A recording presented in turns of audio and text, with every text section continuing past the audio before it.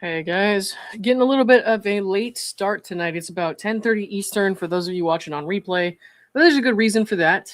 So today, which I even forgot about, was an important deadline in the Blake Lively versus Justin Baldoni and Wayfarer case. So first, before we get into this stuff, I'm going to show you really quickly why so much is coming up right now, what it means, and kind of what we're expecting to happen before midnight, because a lot more is going to probably come out. But also, I wanted to point out that a lot of people may have forgotten there is an oral argument that's going to take place on January, I think, 22nd. So it's a few weeks from now, a couple weeks from now in New York. So these motions for summary judgments came with a lot of attachments, a lot of exhibits, text messages, deposition transcripts, other kinds of evidence that will relate to the claims that Blake Lively's making and the defenses that the Wayfarer parties are putting forth. Also, we have to throw Stephanie Jones a little bit into the mix. Am I muted? Somebody tell me if I'm muted. I don't know. Rosa says I'm muted. Hold on. Let me check my mic real quick. Hey, what's up? How's it going, Stitzel Ninja? Okay. Oh, you had it on mute. Thanks a lot for confusing me. Anyways, so I'm going to be going up to that hearing actually on the 22nd. I just got my flight today to go out there on the 21st. I'm going to hear hopefully the arguments with the summary judgment motions, and also they'll be discussing the motion for spoliation sanctions, which is where Blake Lively has accused the Wayfarer parties of deleting evidence because they use Signal, which automatically deletes certain messages, that kind of thing. So, anyways, I did book my flight today, actually, to go up there. I don't have a return flight yet, but I'll work on that later. Because if something happens, if that changes, if it turns out it's not a publicly open hearing, which I think, to my understanding, it is, if it gets moved, something like that, I can get a refund. So I don't have a return flight yet, but I do have a flight there. So I'll go and hear about a lot of this stuff, why it's relevant to the claims being made, and then the judge will eventually rule on the motions for summary judgment and the motion for judgment on the pleadings and decide if Blake Lively's claims will be moving forward to trial. Now, if he rules that one thing moves ahead to trial, that doesn't necessarily mean that other things will move to trial. For example, I've said previously that from a public opinion standpoint, in my understanding of things as a layperson, which you don't have to be a lawyer to talk about this case. Juries are not made up of attorneys, so it's okay to have opinions. My opinion was that the sexual harassment stuff might move forward to trial, and that might be something that needs to be heard by a jury. But I thought that the smear campaign stuff, I thought that didn't really make a lot of sense. I thought the evidence that's been brought forth so far made it seem pretty clear that there was no improper action there. So I really feel like it might be thrown out. But that's just my opinion. And I might even change my mind if I look over it again. You know what I mean? There's been a lot of information coming at us this last couple months. So I am planning to attend that. And this comes with a whole new set of, kind of concerns for me, and that I've never gone to a trial of this magnitude.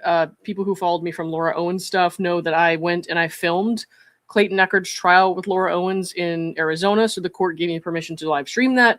I was working the stream, and my buddy Scott was helping me work the cameras, and that was a whole different ball game. It was a much smaller scale, but this is a celebrity court case in New York City, and so there is a little bit of a concern that I have where I'm like, are strangers who hate me online going to show up and throw eggs at me? I don't know. I hope not, because I would never do that to someone who had a different opinion than me just for being a Blake Lively supporter or whatever. I would never do that, right? And I would sit in a courtroom with, behaving by the standards of the courts as expected, and to be respectful of all the attorneys who are present. I'm not going to show up in a courtroom and act like a jackass, even if I don't like what's being said, right? So it's just kind of a new thing that I'm being exposed to at this point in my life, and we'll see how it goes. But I do intend to be there and to report back on what happens. So we'll see. But a lot of this stuff that's being unsealed, or they're arguing over unsealing or not unsealing, has to do with these summary judgment motions. So let's look at the issue that came up and why today was such an important day, which is, this was from Pacer, the judge's order as far as the sealing deadlines. So a lot of the evidence, exhibits, whatever you want to call it, that was attached to the motion for summary judgment, the oppositions, and the responses to that, it was sealed, right? Like completely sealed. So there were a lot of exhibits that were just like filed under seal. And the judge gave them until all parties and third parties until the end of today to file a request to continue sealing.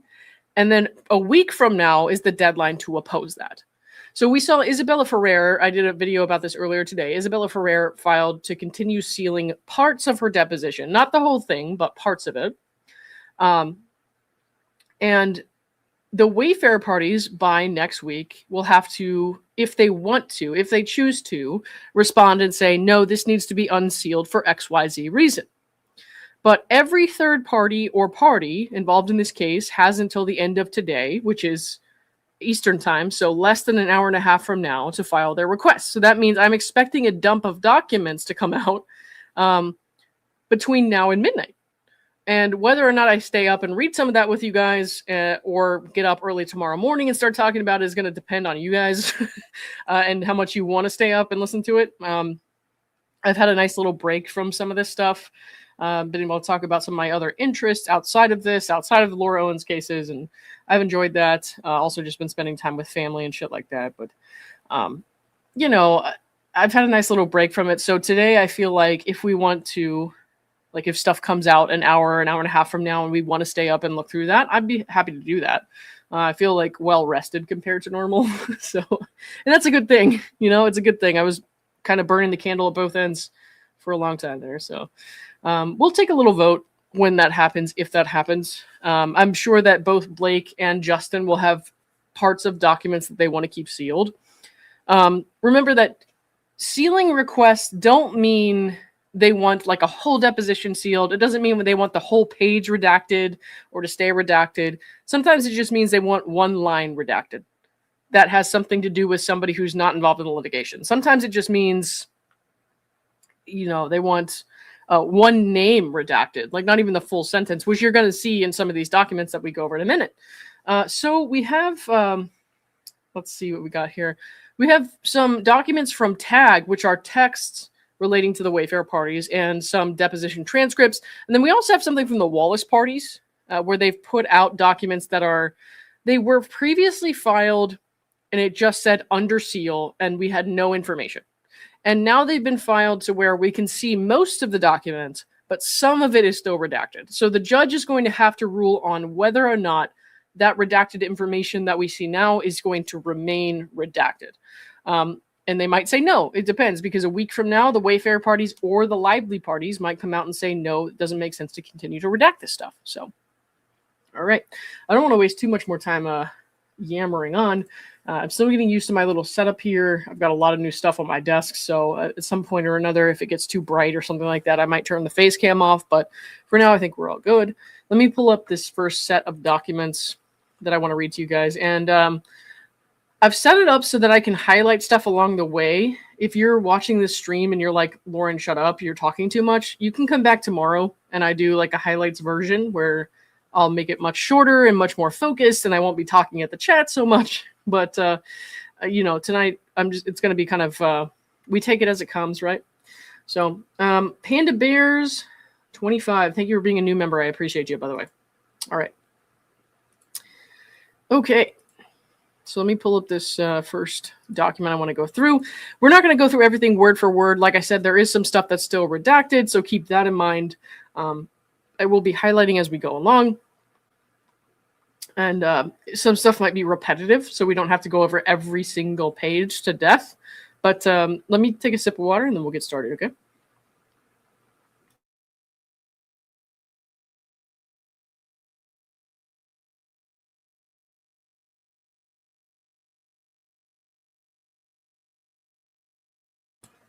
Okay, so this is from TAG, the agency group. I think it's actually specifically to current or former employees of TAG. So we have Katie Case and Brianna Coslow. And if you've been following this case closely, you probably know those two names. So they worked for Melissa Nathan at TAG, the agency group. And I think TAG is still Melissa Nathan's company.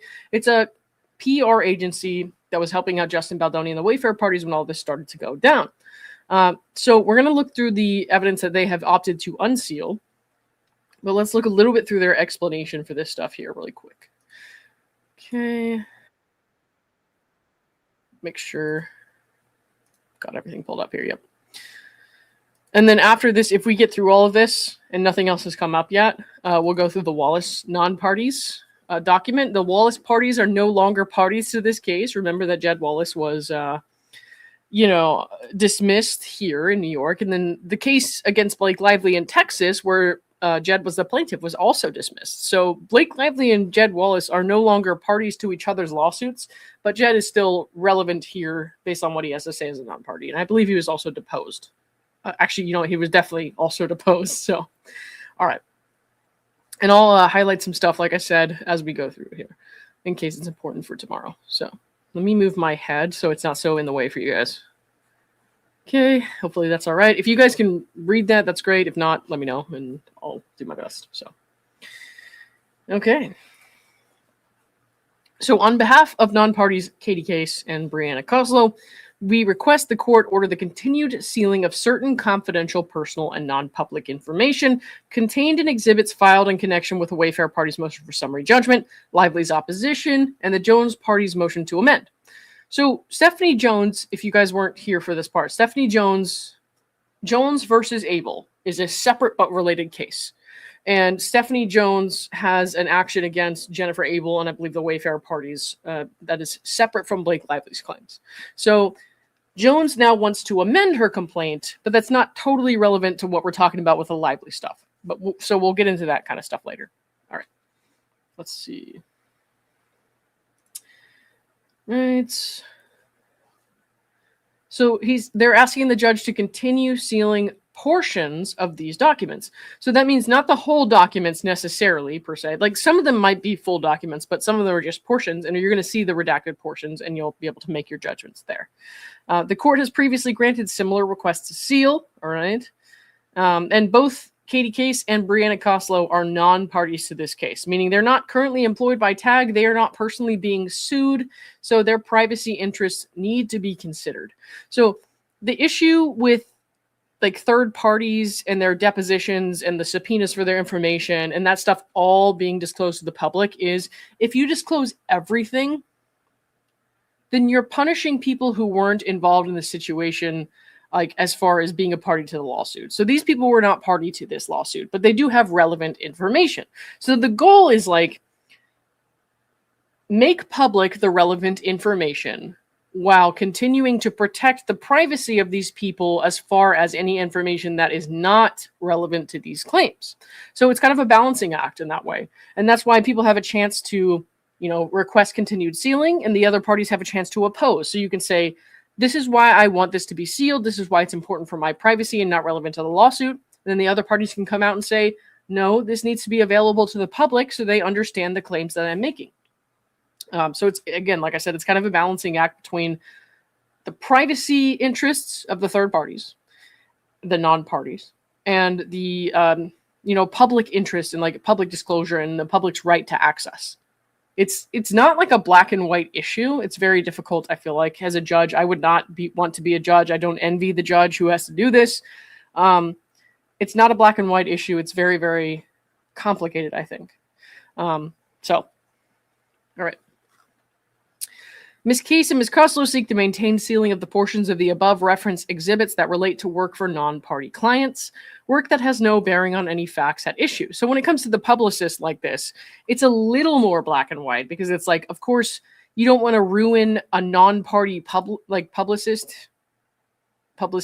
like agency, whatever you call it, by exposing all of their non-party clients and information. You don't want to hurt the non-party clients. Like you don't want to hurt the clients of that agency by exposing them when they have nothing to do with this lawsuit. So it's a little more black and white there. Okay. So I don't think we need to read too much more through the letter. We can just kind of get into the texts. Right. Give me one sec here.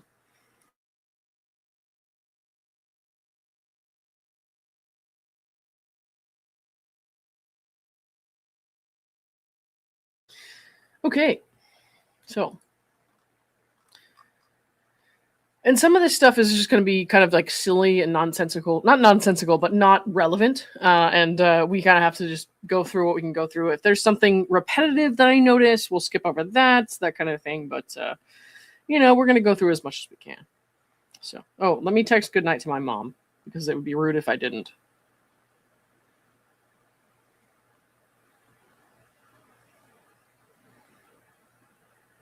Yes, I know, Mom. Okay. So, sorry about that. Katie Case says, good morning. Added in some stuff and read for you to take a look at. Brianna says, thank you. 2 thoughts so far. We need to explain to him/Jen, I'm thinking him means Justin or Jamie, ahead of time, not to get hyper-focused on the document. It's a lot of busy work and can get stuck on something that might change. I think we reorganize as aggressive approach /softer approach /moving forward rather than scenarios. So my assumption thus far is that this is referring to that scenario planning document.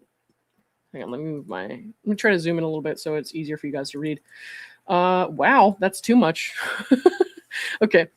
So my assumption thus far is they're referring to that scenario planning document, which is something that Blake Lively has used a lot to demonstrate that they had a plan in place where they could have ruined my reputation with this and like made all these manipulations to social media and stuff, blah, blah, blah. So here it seems to me like Katie and Brianna are saying we need to explain to them not to get hyper-focused because this can change, as it apparently did. The Wayfarer parties maintained that it did change.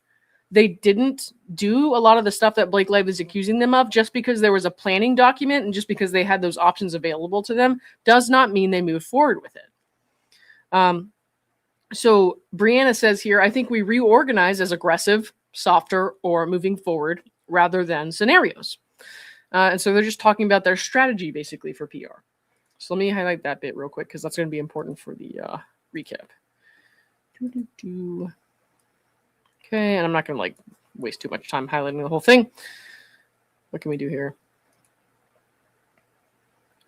Wish I could make that a little darker. Oh, there we go. Nice. Yeah, that works. Okay. Anyways. So they're just talking about basically what they're going to communicate with them the next day. Like I said, I don't want to read through every single line page on page because that would take forever. This is like 200 pages alone, this document. And that's one of, I don't know how many we can expect tonight. So hang on. Oh, let me send Cassidy a link to this real quick if she wants to join up. I apologize for the distraction, but just in case, because Cassidy always has some good thoughts here. So I don't know, she's thinking about doing something.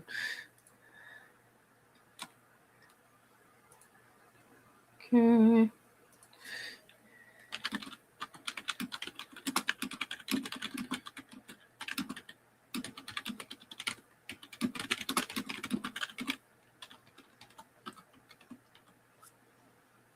Oh, sorry about that.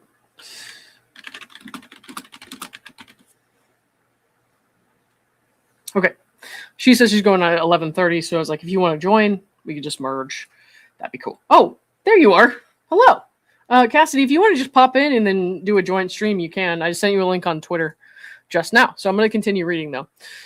I know it's odd. Also, they wanted me to have a chat with him in Italy, but I've only met the guy 4 times. He doesn't know me well. Was in his head about performing with fucking redacted. The last thing I was going to do while still seeing a rapport with him was going to say, hey, your girlfriend's crazy, by the way. So I don't actually know who they're talking about.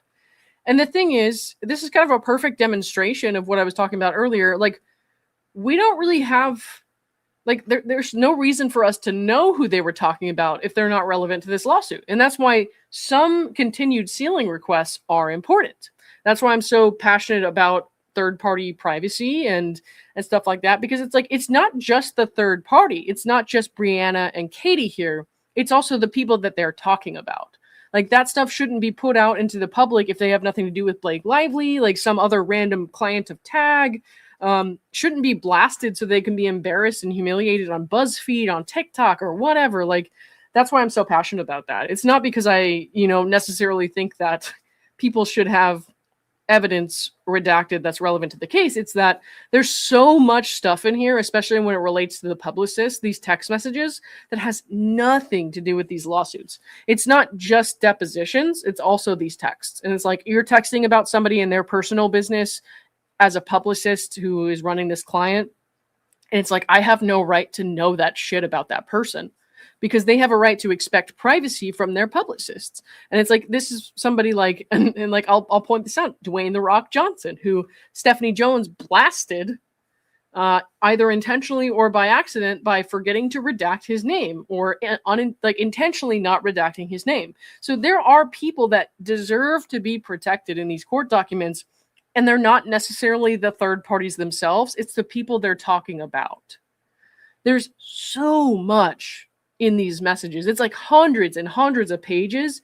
And I'm so concerned that like our court system isn't going to do enough to protect those random people that get dragged into this, who will then be like an accidental casualty even, or like collateral damage. That's what I'm worried about. So like I made this video earlier about Isabela, and one of her requested redactions was a different third party or non-party's religious beliefs. And I'm thinking, like, we're talking about these intimate scenes. So what if that non-party was the guy she was filming the scene with, and he doesn't want everyone in the public to bash on his religious beliefs, or he's not out with them?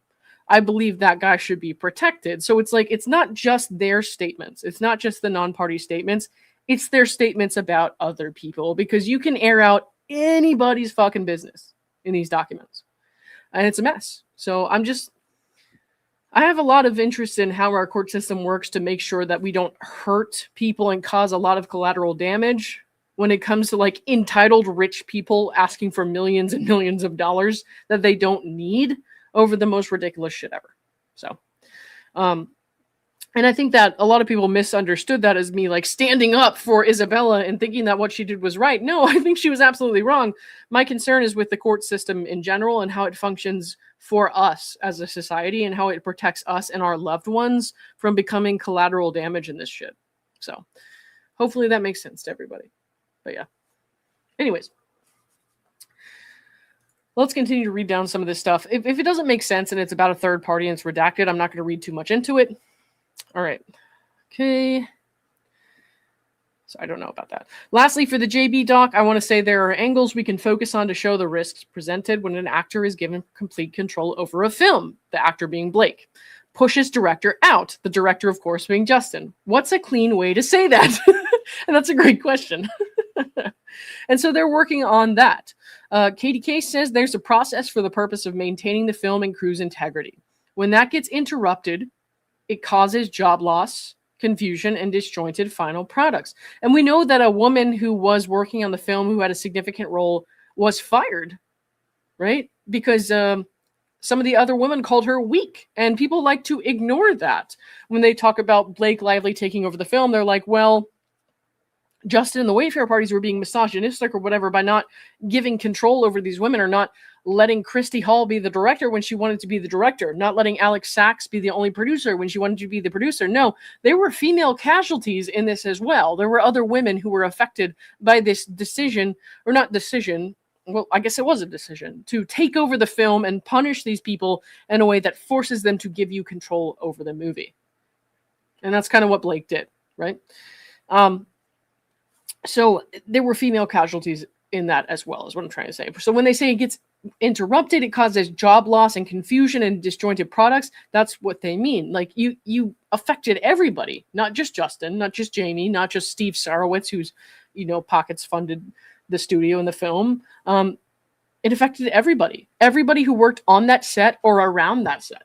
Ooh, I just beat my microphone by accident. I'm getting used to my new mic there. Well, I have the same mic that my friend gave me, but different stand. Anyways. Okay. Given the amount of love the fans have for the story and the importance of telling it, JB and Wayfarer fought to maintain this integrity to present the best possible outcome. Unfortunately, Blake wanted to turn this into a passion project to suit her own needs and career. So when you look at what these publicists are saying to each other in the text messages, a lot of it you can see is actually their personal opinion. And her kind of accusations of a smear campaign or retaliation hinge on the idea that they were saying things that were inherently false, that they didn't believe, or that they knew to be, untrue. They knew to be untrue, or they didn't really think that, right? Like taking things out of context in a way that's damaging to her because it doesn't really mean what it means. But we all know that like her past behavior and stuff, the stuff that came up that made people not like her when they were talking about how she marketed this film and how she got all that backlash, those were things that she actually did and said. They weren't even taken out of context. They were just things that she did. This is just Blake Lively's life. And I was like one of the first people to come out and say, don't judge someone based on something they did 10 to 20 years ago, because I feel like it's not fair. I don't judge the people that I knew 10 to 20 years ago based on that stuff. I would think that they wouldn't, I would hope that they wouldn't do it to me. Although people who are well-meaning have shown me some of the toxic Reddit comments that are delusional and crazy as fuck about people who pretend to know me because they went to the same area that I was in high school. I don't know. Don't judge people based on that. But the thing is, when the behavior continues, and we're now seeing in a bigger stage, in a bigger spotlight, this behavior continuing, her alleged misbehavior towards a black man, Jamie Heath, and then you're bringing in her past, seemingly racist behavior to the spotlight to kind of show that behavior has continued. It's different. It's not like you're just taking some random thing that they did, like say she said the N-word or something a long time ago, and she has since apologized and done the best she can to grow from it and never do it again. That's not the same thing as doing something racist 10 years ago and doing something racist now. It's like you haven't changed. The not changing is the problem over the last 10 to 20 years, right?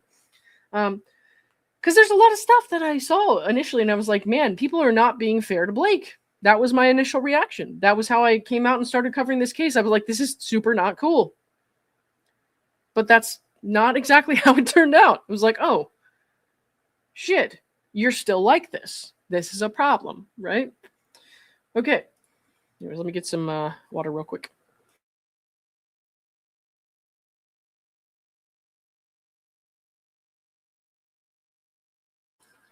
So if you see the stuff from her past, and you're Justin's publicist, the Wayfarer's publicist, you see this stuff from her past, and you see the behavior towards the black men who worked on this film now. And you're like, hey, there's a connection here. That's a consistent and true issue. Like, that's not a smear campaign. That's just, these are the facts, and this is what we're seeing, and this is what we want to point out, because she's smearing our client's character, but you need to know that here is the actual issue. It's not like...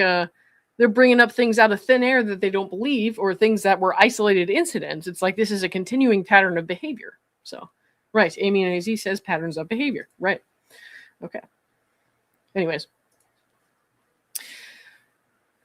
Okay. So they're still talking about how they're going to deal with Justin and Wayfarer and all that here. There's not too much. They want to hear his side of things and make sure other people hear his side of things. So here's where issues start with the publicist. The publicists, they all kind of talk shit about each other from what you can see in these documents. And that in and of itself, it's not a crime. It's not even a civil offense. Like talking to your friends and saying bad things about another friend in private, it's not an offense. It's not something that Blake Lively and Ryan Reynolds should be afforded hundreds of millions of dollars for. So putting this stuff out there into the universe is so unnecessary, because it's like, God, I can't wait to be trapped in a room with Jen Abel and Matthew Mitchell for 6 hours. So that's when you look at the stuff that's out on the court's docket and say, what did this really do to progress the process of justice? What did this really do for justice in our courts? Letting someone know that their friend or coworker talks shit about her and her boyfriend or her coworker or whatever. I don't know who Matthew Mitchell is, really. I don't think it's her boyfriend, actually. Letting someone know that someone else talks shit about them, how exactly is this advancing justice? This is just kind of messy. This is some messy bullshit.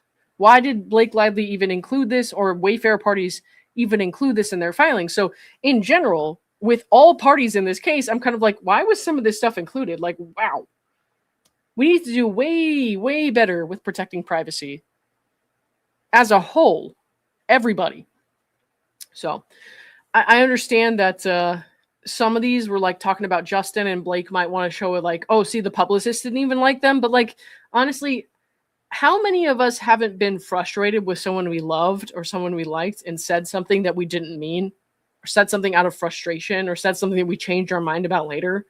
Like, some of this stuff just really didn't need to come out. It's unnecessary. It's a distraction. It's not doing anything to advance justice for the people who are being wronged in this situation. I just don't like this. I don't like it. And like, some of the shit is like funny and random when we get down to it, but for the most part, I'm just kind of like, why did this need to come out? You know? All right. Give me 1 second.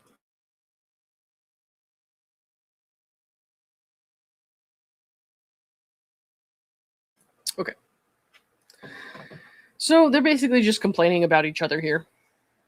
I think we send the messaging points for tomorrow to Jen and the team, but we send this doc when we have all the details, blah, blah, blah.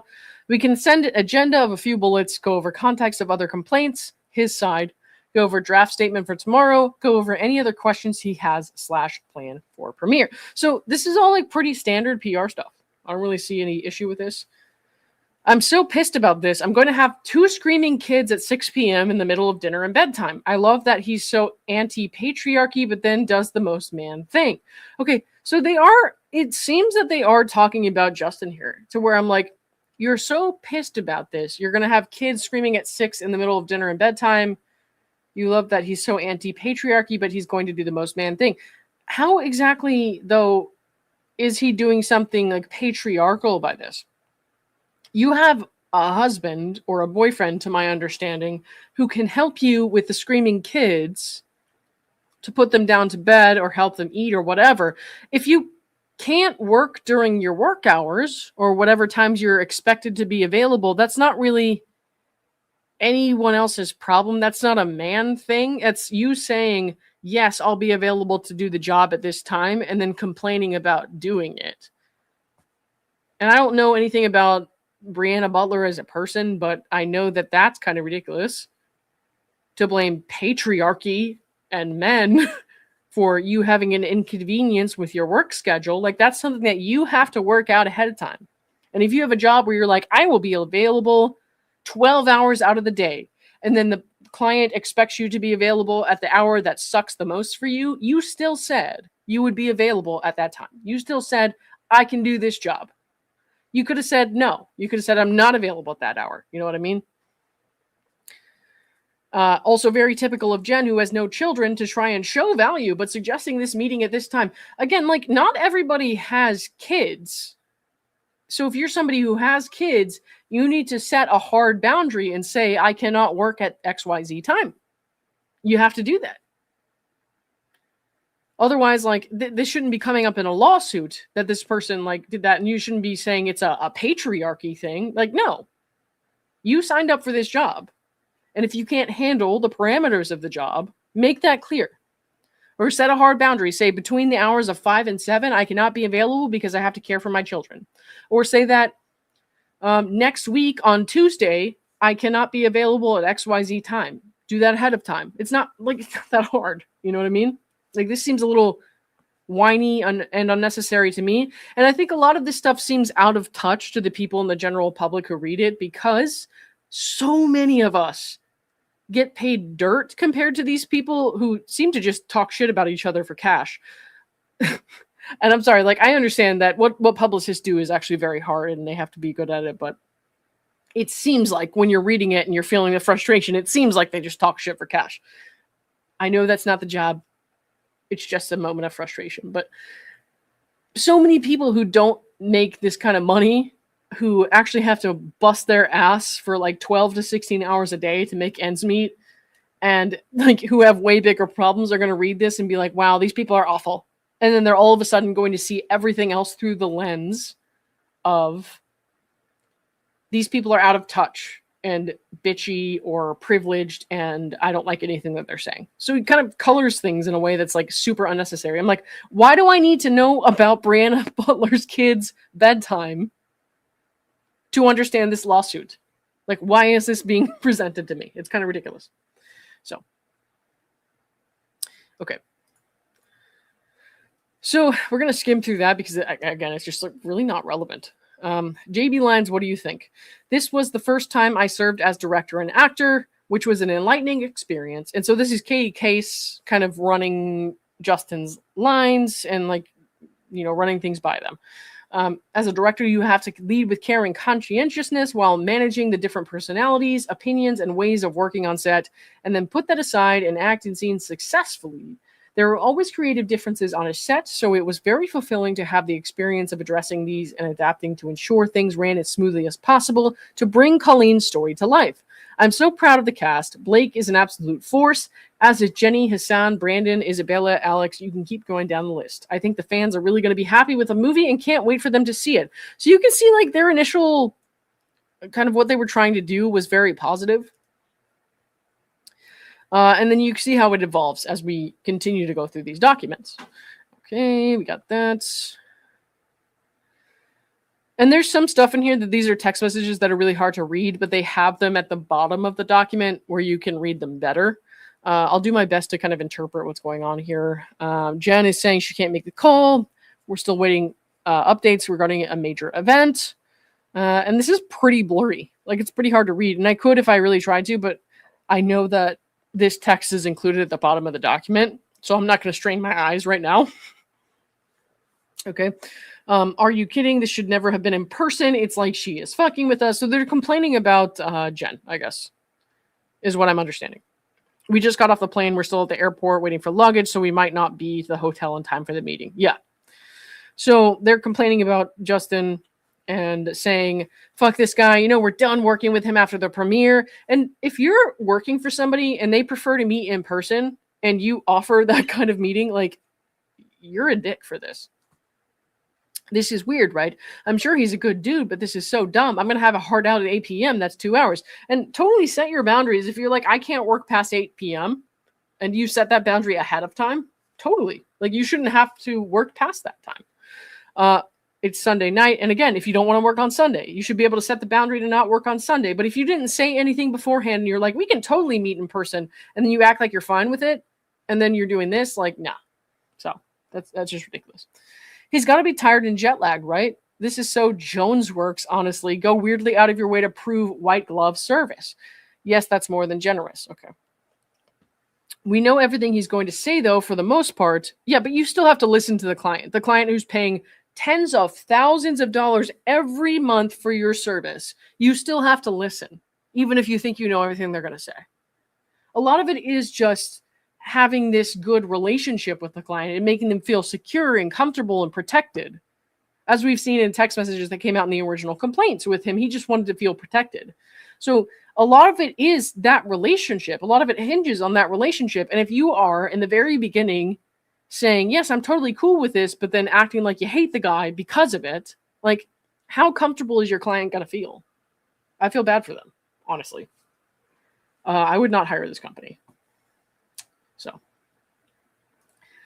Jen made a good point here. Says, isn't this crisis PR? Crises don't usually follow a 9 to 5. Exactly what I'm talking about. Like, they signed up for this job that's like 12 hours a day on and off, depending on when you get a phone call. And then they're like, oh my God, inconvenience at this time. It's because he's a member of the patriarchy. It's because he's no, dude, don't say you can do the job if you can't do the job. Don't say you can do the job and then like be pissed off that you have to do the job. I'm not saying you can't think it. Like, I occasionally will get an email at work and I'll be like, why are you emailing me? And the reason they're emailing me is because I work during the hours of 9 to 5 and they're supposed to email me, right? We all have those snap kind of annoyances, but at the same time, don't smear or slander whatever your client for working within the parameters of what you said you could do, right? Like, I'm not going to go to all my coworkers and be like, oh my God, my manager emailed me at 3 p.m. He knows I'm off at 5.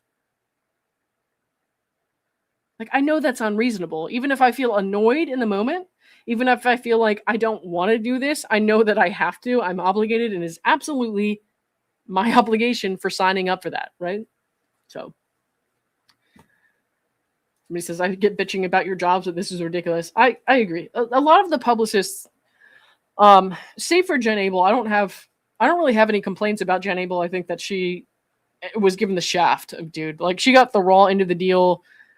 We've seen texts from her that I was kind of like, in the beginning, I was like, wow, I hate this, but I understand the situation she was put in, and I have a lot of empathy for her situation. I feel bad that she was put in that situation, and I think that was an awful violation of another woman's privacy that Blake, inflicted on her. So Jen Abel, I don't really have a problem with. I think when I read stuff from the other publicists in this case, though, I'm kind of like, dude, you guys suck. You guys suck. And I'm just being honest. I think the way they treated their clients and the way they talk is just wow. But again, people should have a right to do that and say shit and talk shit to their friends and coworkers and not have that aired out to the public, which is why I'm saying this third-party privacy stuff, they're letting most of it go, it seems like. But this third-party privacy stuff, it's like, it's such a threat to people when you file a lawsuit against someone and then you threaten to kind of like out these people's text messages and stuff, because it's not just their work life that Blake Lively is threatening to derail. It's their personal life, because they all talked about each other. And she's like, let me just show everybody what they said about each other because I'm mad about what they said about me. And you shouldn't be able to use our courts to do that. And that's why I'm such an advocate for privacy for non-parties, even the non-parties that I don't like. So it's ridiculous. Hey, Rob, what's up? Hang on, let me just water real quick.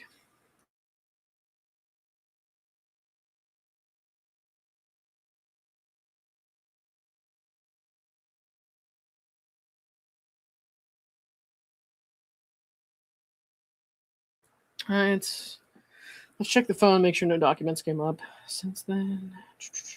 Oh, cool. Cassidy says she's going to pop in when she's finished up and she's ready to go. So Cassidy will be joining us in a little bit, probably in like 15 to 30 minutes. So, all right. Sounds good. But let's continue going while we're just hanging out here. So, okay. So they're just talking about their home lives here. Unless a complete crisis, this is not appropriate. Well, you're a crisis PR person. You should be available to your clients if they feel distressed, if they feel like they're in a crisis. Oh, there's Cassidy. Hang on. Let me put my earbud in real quick. Didn't have it in. Okay, I can hear you now. What's up? How's it going? Oh, I don't know if she can hear me, though. So I'll just keep reading. Let's see. I'm pouring myself a glass of wine to sneak off camera. Listen. I get it. But that's to have that out into the public is just terrible. These text messages, like I said, most of them are included at the bottom. And wait, is Cassidy muted? Should I unmute Cassidy? What if I unmute her and she's not ready? Oh, she chose to mute herself. It says it won't let me. Okay. So I can't violate her privacy. That's good. All right. Anyways. This text here, I don't know if this text is at the bottom. Let me try to read through some of it. Because we just got off the plane. We're still at the airport waiting for luggage. Yeah, this is the same kind of stuff. So they were trying to meet in person or have this meeting at a certain time, and these guys were pissed. It's the same deal. All right. This was a dumb oversight. If they knew we'd be landing around now, were you already in transit there? I was literally just about to leave. Okay. Well, I mean, I can understand being frustrated by that. Some of this really does have nothing to do with the lawsuit. Like I said, just in full fucking glam in my kitchen with apparently probably a picture here is what it seems like. Like, why does this need to be aired out to the public? Is my question. Like, why does everybody need to know about this? I don't think that's a real, thing. Let's see. Legit, I ironed a pair of pants for this and I'm so fucking shoot. Well, it sounds like they're just late. You're still going to get to wear your glam pants, lady. But also she was probably like, Justin, this random girl you just met is coming to your hotel room. And he was probably like, no. Okay. So she was going to go meet them at the hotel. I got it. Okay. And they're still talking about Jen, saying what an idiot she is, which is just not a nice thing for Jen to have to read. Okay. I think this went through. Well, that's not important. Okay. We're moving on to a different exhibit now. I'm going to zoom out a little bit so I can read these things a little bit better. Let's see. Okay. So we got text from Alex yesterday. I'm going to skim over anything that doesn't seem super relevant. So they're talking here about different reporters for different social media sites, legacy media sites. Is there a controversy I should be looking for? Just general background stuff, says Zoe, the intern. So they're just talking here about their kind of background work and the work they're doing to look into different reporters and who they should be talking to and what they might say. That's nothing that's too crucial that we should read every word on. Okay, so interesting here. Zoe the intern just points out this document. Oh, it looks like Zoe the intern was the one to point it out, but I'm not totally positive because it doesn't show the sender. It says, this is a tweet or a message from somebody or a comment from somebody that says, I think part of it is they didn't want to romanticize Lily and Ryle by having them do a ton of PR together. Okay. Well, so like this here, if people just thought, they don't want to romanticize Lily and Ryle because of the abusive relationship in the book and in the movie by not having them, like do PR together. I think the ideal scenario for everyone involved is if this person's perspective took off. You know what I mean? Like they just wanted to separate the actor for Lily and the actor for Ryle by having them do separate press. They could have all moved on with their lives. Blake Lively could have just let the bad press blow over. Justin Baldoni wouldn't have to have anything to do with her anymore. They could have just all, seriously, none of this had to happen. They could have just all moved the fuck on. But she had to go and like do the smear campaign thing because she was pissed about the bad press she was getting and all that. So, so they're talking about different influencers here. There were other comments saying he's traveling with family. So they're just trying to drum up like the kind of, not even good press for Justin, but just neutral press, just saying like, we're supporting this narrative, or we want this narrative where it's like, oh, he's just busy. He's traveling with family. He's, they're trying to do separate PR for the optics, that kind of stuff. So, all right. So they're just talking about different TikTokers, different influencers, that kind of stuff. Yeah. Okay. And I think I told people this the other night when I was on someone else's stream, but TikTok is probably the first time I ever heard about this case. I didn't pay it too much mind because I was so into other cases and stuff at the time, or other issues. And so like I heard random stuff about this case, and like most of the content I was getting on that was, I think it was from Bohemian Diva, who was talking about the case and the background, like drama, rumors, or whatever. I think it was Bohemian Diva. But she was somebody who, at least when the cases started, was talking about it and just saying it.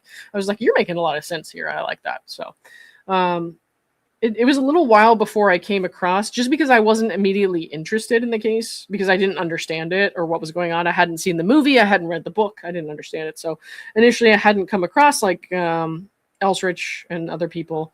You guys know I love Elsie. And there's Donna and Zach. Dave, of course, I already knew Dave, but it took Dave, I think, not even that long, but just a minute to cover it. And it took me a minute to start covering it too. So, yeah. When they're talking about TikTokers and stuff early on, I'm like, I don't even remember a lot of these people, but, that is what it is. I still barely use, like, TikTok and shit like that, so. All right. Anyways, they're still talking about different influencers. Not worried about that too much.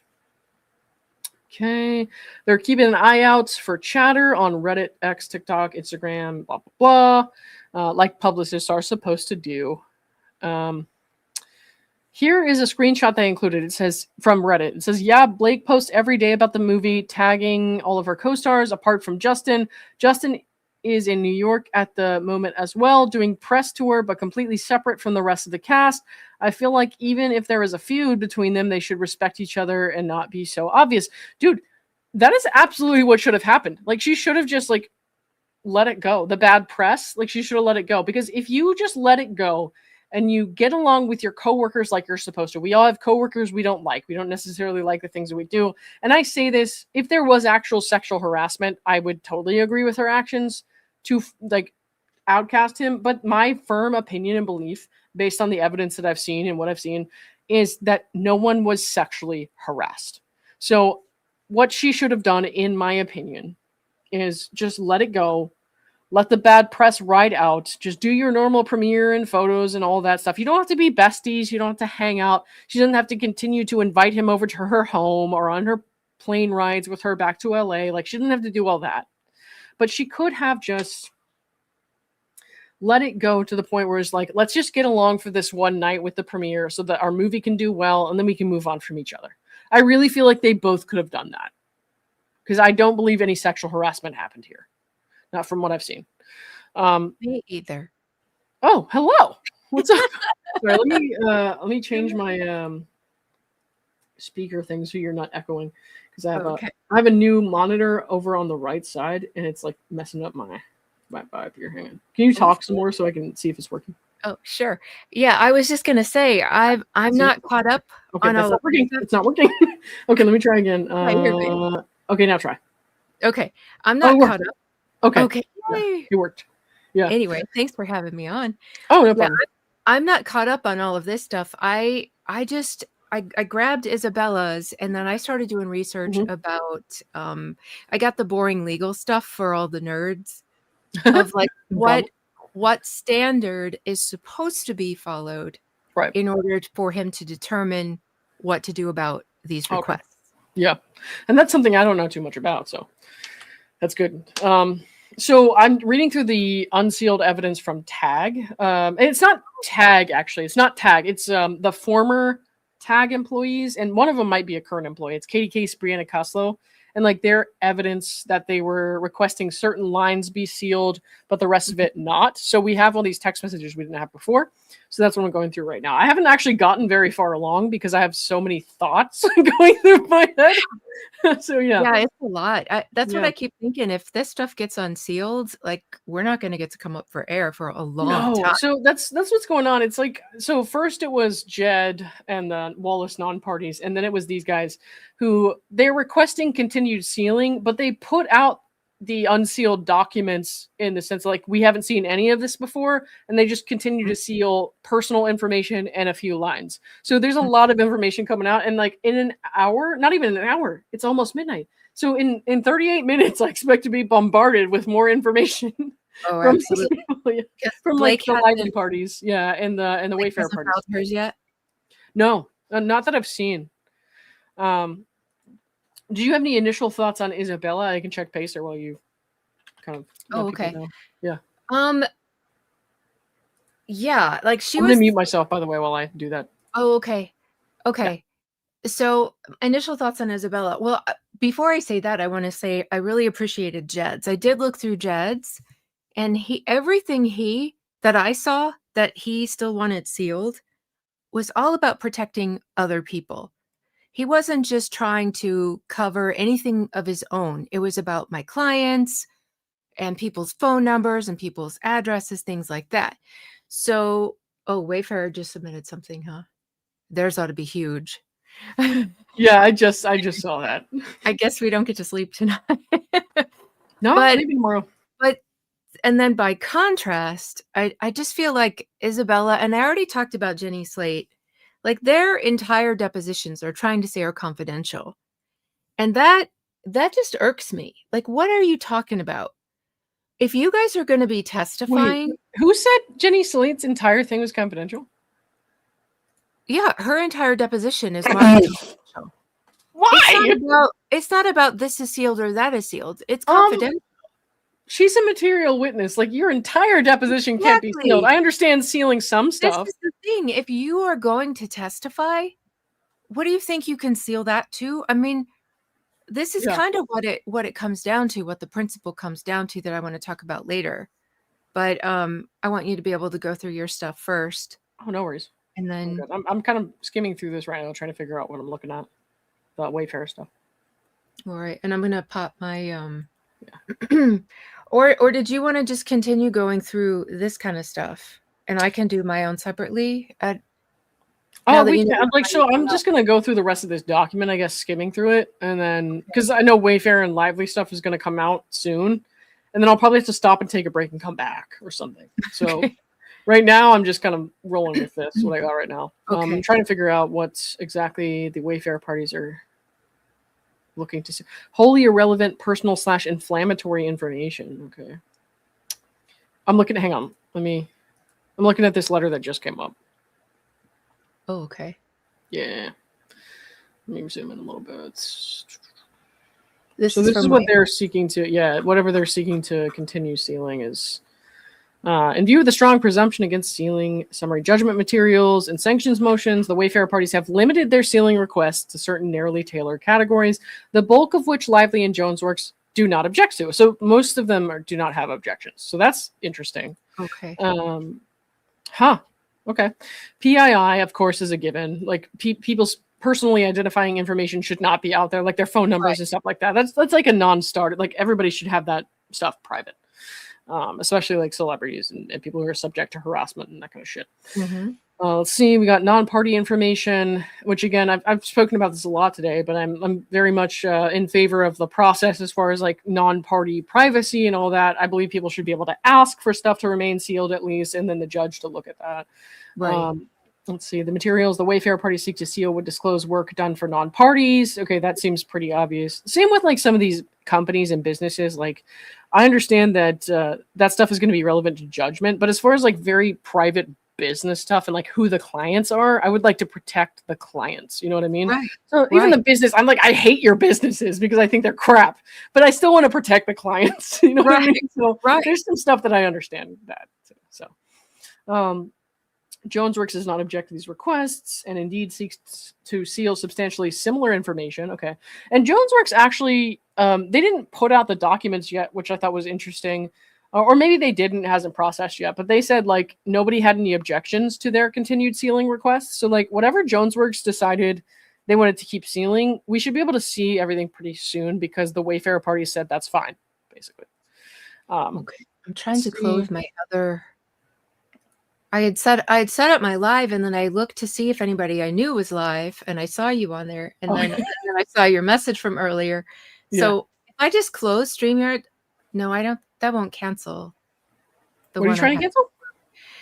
The live that I had set up, because I had set up my own live, and then I saw you were live. Yeah, and I don't. Ours are linked right now. So like you have a live on, but it's with you, right? Yeah. Okay. Well, it'll show up on your channel just as yours, but I don't know if it's like a different. Okay. Anyway, people who are in chat can probably tell us. Let's see. Finally, Wayfarer parties seek to redact a document to the extent it discloses the identity and contact information of non-parties who have offered unrelated hotel services to defendants. That seems necessary and reasonable. Let's see. Non-public and business and financial information. Okay. Blah, blah, blah. That seems pretty obvious. Wholly irrelevant personal/inflammatory information, which is what I was looking at before. As the court stated in the November 26th order. Was it that long ago? Jesus. Notwithstanding the strong presumption of public access to dispositive motions, materials that evidently have no relevance to the judicial function may be sealed.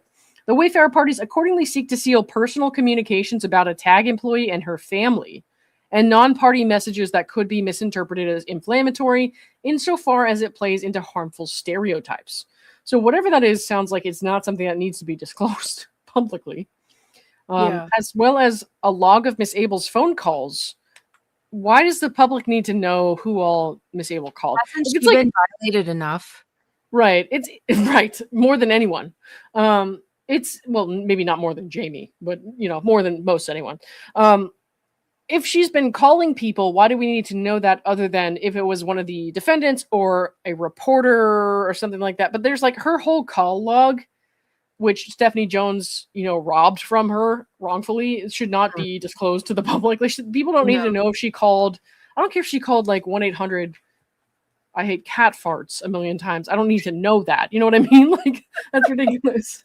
Lively and Jones Works do not object to these requests. Okay, so it sounds like these things are going to rightfully be kept private. So finally, the Wayfarer parties proposed to remove Wayfarer Exhibit 163 from the docket. This 400-plus page document includes a considerable amount of personal information and was attached to the opening motion in error. Okay, so it was replaced with a corrected exhibit. So there's nothing too crazy here as far as what they're asking to remain sealed. We're going to have to wait and see what Blake is asking to remain sealed. She has another 30 minutes to do so.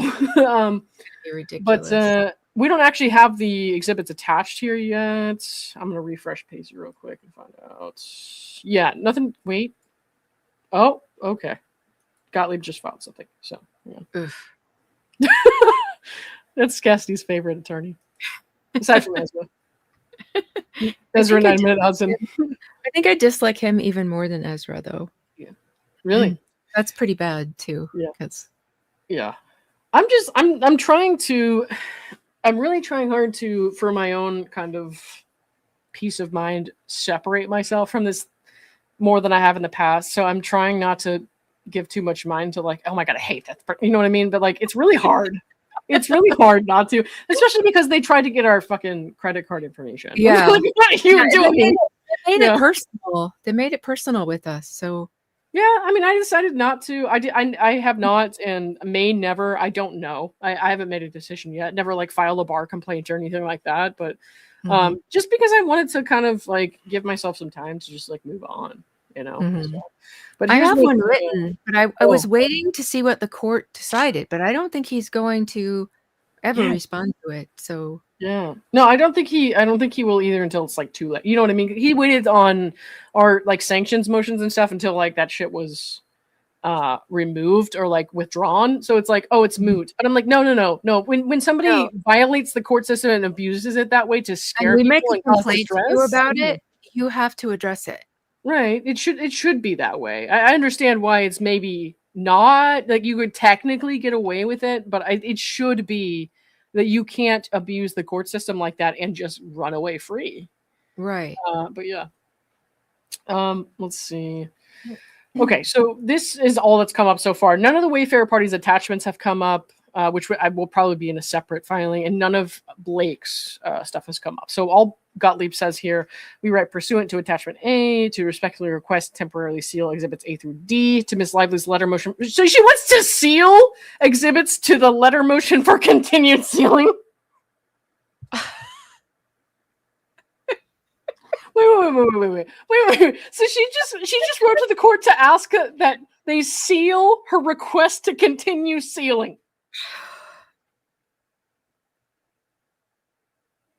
Okay. I don't really know what else to say. Okay.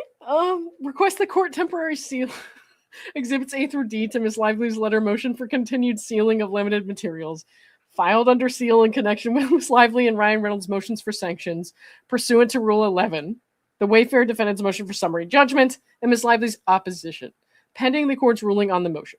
Exhibits A through C contain Miss Lively's proposed redactions. At least she's putting out something with proposed redactions, I guess. Well, maybe she won't even file a public version. I don't know. To documents that are currently temporarily sealed in this action. Exhibit D is a corrected copy of, what is this? MSJ Exhibit 285. I don't know what that is. Designated confidential in this action. In addition, Miss Lively respectfully requests the court permanently seal portions of the declaration of Kristen Bender in support of the motion, which implicate privacy interests of third parties that are appropriately sealed for the same reasons discussed in the motion. Now, if it is actually third parties, like some people that I know that we have this rumor going around amongst the like, there's like two kind of categories of people who follow this case pretty closely. There's obviously the Justin side and the Blake side. There's people on the Blake side who say there are 9 women who came forward, which is absolutely not a thing. But even among those 9 women, they like to say that we are misogynistic and don't care about them or their careers, their privacy, want to destroy them, whatever. I'm like, no, I think that if like Christy Hall doesn't want all her information exposed, Christy Hall, for example, or like the makeup artist, like if they don't want all their personal information and everything they said exposed, I don't think it should be. Because they didn't come forward and insert themselves in this lawsuit. They were forced to be deposed. I don't think that they should have their privacy violated if they don't have to, if it's not relevant. So if it's actually stuff like that, if it's something to do with third parties who are very removed from this, who like had some collateral information that might be important, but during their depositions, the lawyers, as they tend to do, badgered them about stuff that was irrelevant and they had to disclose some personal information. I don't think the personal information should come out. Right? Yeah, because you do have to answer. Right. And like, so I think that a lot of people missed that. If you didn't read through Justin or Jamie's deposition, at least you missed that some of these lawyers, man, they'll ask crazy stuff, like crazy personal stuff about your life from years before that have nothing to do with anything. And like in depositions, lawyers can kind of ask whatever. Yeah. And it's crazy. I'm like, that stuff shouldn't be blasted out there for like random third parties, even if I don't like what they did, you know? Right. So, yeah.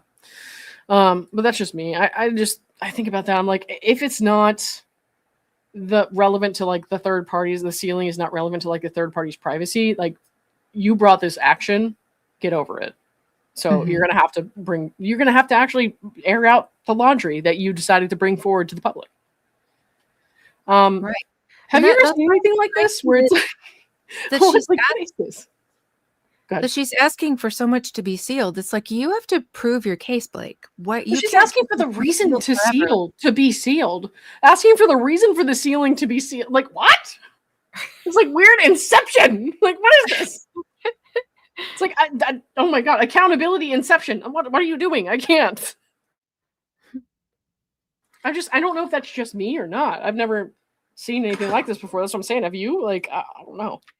No, I've never seen this much sealing. I've never seen this kind of fight to keep things sealed. I've never seen it take this long. I've never seen extensions given like this. There's a lot of things about this case I've never seen.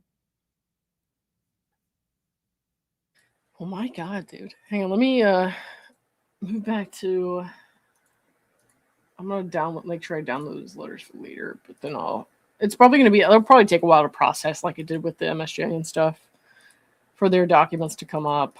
So I'll probably run through some of this stuff for a little bit longer. What time is it now? 11:37. So I'll probably run through this stuff, these text messages a little bit, and then I'll log off for a bit. And then if anything else comes up crazy, then I'll do it then. But let me see. Hang on. Oh my god. Nope, I'm good. Okay, that was from 21 minutes ago. I got another court listener thing. I was like, "Jeez, please no." Oh no. So what did you have pulled up here? We might want to check that out. That's the legal stuff that I prepared. Oh, well, I don't know if you want to do it now, if you want to do it later. I don't care. Well, I was gonna because when you asked me to join, you didn't know about any of this. So oh no, so stuff changed a lot. Yeah, so if you want to just wait and have, I can do this on my own channel, because we'll just run through some of this. It's all like the legal nerd stuff. Oh, okay. Well, for continuity, we'll just run through some of this shit then, and then I'll sign off after that, so I can have some sanity. Let's see, because we were really prepared for that. I'm like, oh my god, I totally changed course tonight. It's crazy. Anyways, they're talking here about like Reddit posts. Colleen Hoover unfollowed him on Instagram that day. I'm not reading these things word for word. I don't have time for 187 pages, unfortunately. But let's see. Comments on TikTok say she just unfollowed him. Like, people were really following this shit closely, like early on, and I just did not have any idea this was happening. So yeah, I had no idea any of this was going on. I never read the book, so I didn't really know anything about the movie until I saw this lawsuit stuff, and then I watched it. So so they're just talking about the TikTok posts, the normal publicist conversations, nothing crazy here.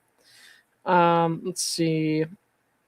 Okay, they're monitoring social medias here. You can see that. Nothing too crazy there. You missed this part earlier, but there was some stuff in there that we had like talking shit about like Justin and Jen, and I was just like, oh, the Mean Girls? Yeah, so a lot of that was already unsealed. And I was like, you know what? I don't feel so sorry for these girls anymore after I read that. Yeah, a lot of this chat was unsealed already. Yeah. Let's see. So they're starting to prepare, put stuff in a document, organize. Nothing crazy here. Again, I don't know how this helps her case, but whatever. Can you pull mentions of Justin from this, please, and send to Brie and I here? So they're just monitoring like Justin's name and what's being said, the sentiment, that kind of thing. They're talking about the different kinds of statements that they could make, or the statements that have been made. Let's see. They're just basically doing their job. Right. There's nothing crazy here so far. And there's some stuff that really proves their point towards the end, which I have kind of looked into, but we haven't quite gotten there yet. Can you tell us specifically what he said? Sorry, I'm getting my haircut. Okay, cool. Really glad that was exposed. Love Lily's comment here. Don't show us Blake Lively's deposition. Just show us this. My haircut. You know what I mean? Like, that's ridiculous. Anyways, there's some links in here that I unfortunately can't access, but they show screenshots of most of it, I think. I noticed the actor who played the abusive guy God damn it, is not on the promotion tour. Is he not a part of it? And they're just talking about the sentiment. Again, there's nothing crazy here. The cast and Colleen unfollowed him. That's when they started to notice that the cast was doing that. Again, these publicists are just kind of talking about that shit. Blah, blah, blah. Okay, this is a different exhibit here. So hopefully they'll start talking about something else. I'm on with Jamie. And then they were talking about some of the stuff people were putting out there. It says, I don't know if he could cease and desist if that girl is posting about something she heard. So like people were spreading stuff that wasn't necessarily true that could be potentially defamatory. I guess is what they were talking about there. I don't know if the he in this case is Jamie or Justin because it's cut off. Obviously, this is the first we're seeing in the thread. Mm-hmm. Okay, let's see. Yeah, I'm not going to read through too much of this stuff. Let's see. I have the blah, blah, blah. Just talking about strategizing. Oh, okay. So here's where some stuff starts to get relatively interesting, I guess. We've got some great updates. It'll be good overall. I approved the plan, signed off on everything, blah, blah, blah. So then we have this on another time. So this is like 12:51. Oh, no, it's the same time. It's just a different page. Okay. Also, I really have some shit updates on Justin, but I'd rather do it when Brianna is out so we get on the phone or together. So I don't really know exactly what they're referring to here. I can't recall. Let's find out. I think they're talking about the Daily Mail stuff and the articles that came out. Did Daily Mail not come from comment? And then they were strategizing here, which again, I think it could be made to look bad if you take it out of context, but actually just proves their point. So did Daily Mail not come for comment? And then Brianna Butler they're strategizing here. It says, I think apart from another longer story, he leaks text from her saying she didn't read the book and hates Colleen's dialogue and give it to TMZ. And we know that Justin did not leak any of her texts before these lawsuits happened. That was Stephanie. Right. And so this goes to more of like they planned on doing things or talked about doing things that they didn't actually do. And I think that proves their point where it's like, we thought about this, we considered it, but they didn't actually leak anything to TMZ because these texts are from August 2024. And this is like what either right around or before or after the premiere. Like they didn't leak those texts. They didn't want that shit out there. That's ultimately what they decided. So even if they were planning on it, that's not what happened. So I don't think that helps her case much. Let's see. Right. Here's another exhibit. You just speak to their PR team. I'm trying to skim over as much as I can. Melissa Nathan told Colleen Hoover, Justin is really blowing up. Redacted. Have you heard anything more? I don't really know what that is, but I'm going to highlight it for later. Okay, let's see. I'd actually say the tide is shifting sentiment-wise. The movie is out today, so people will see it and move on. And it's what's happening with Don't Worry, Darling. So with the Harry Styles movie, where there was like a lot of weird public gossip about that. I never watched the movie. I didn't really know about that. I don't know if you did, Cassidy. No, I never heard of it.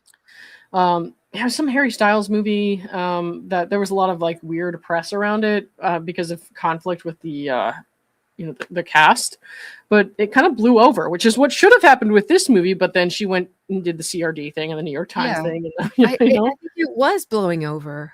Yeah, it started to. Yeah. And now she just completely wrecked hers and her husband's reputations. Yeah, right. It was unnecessary, but she loves to do the most. So, all right.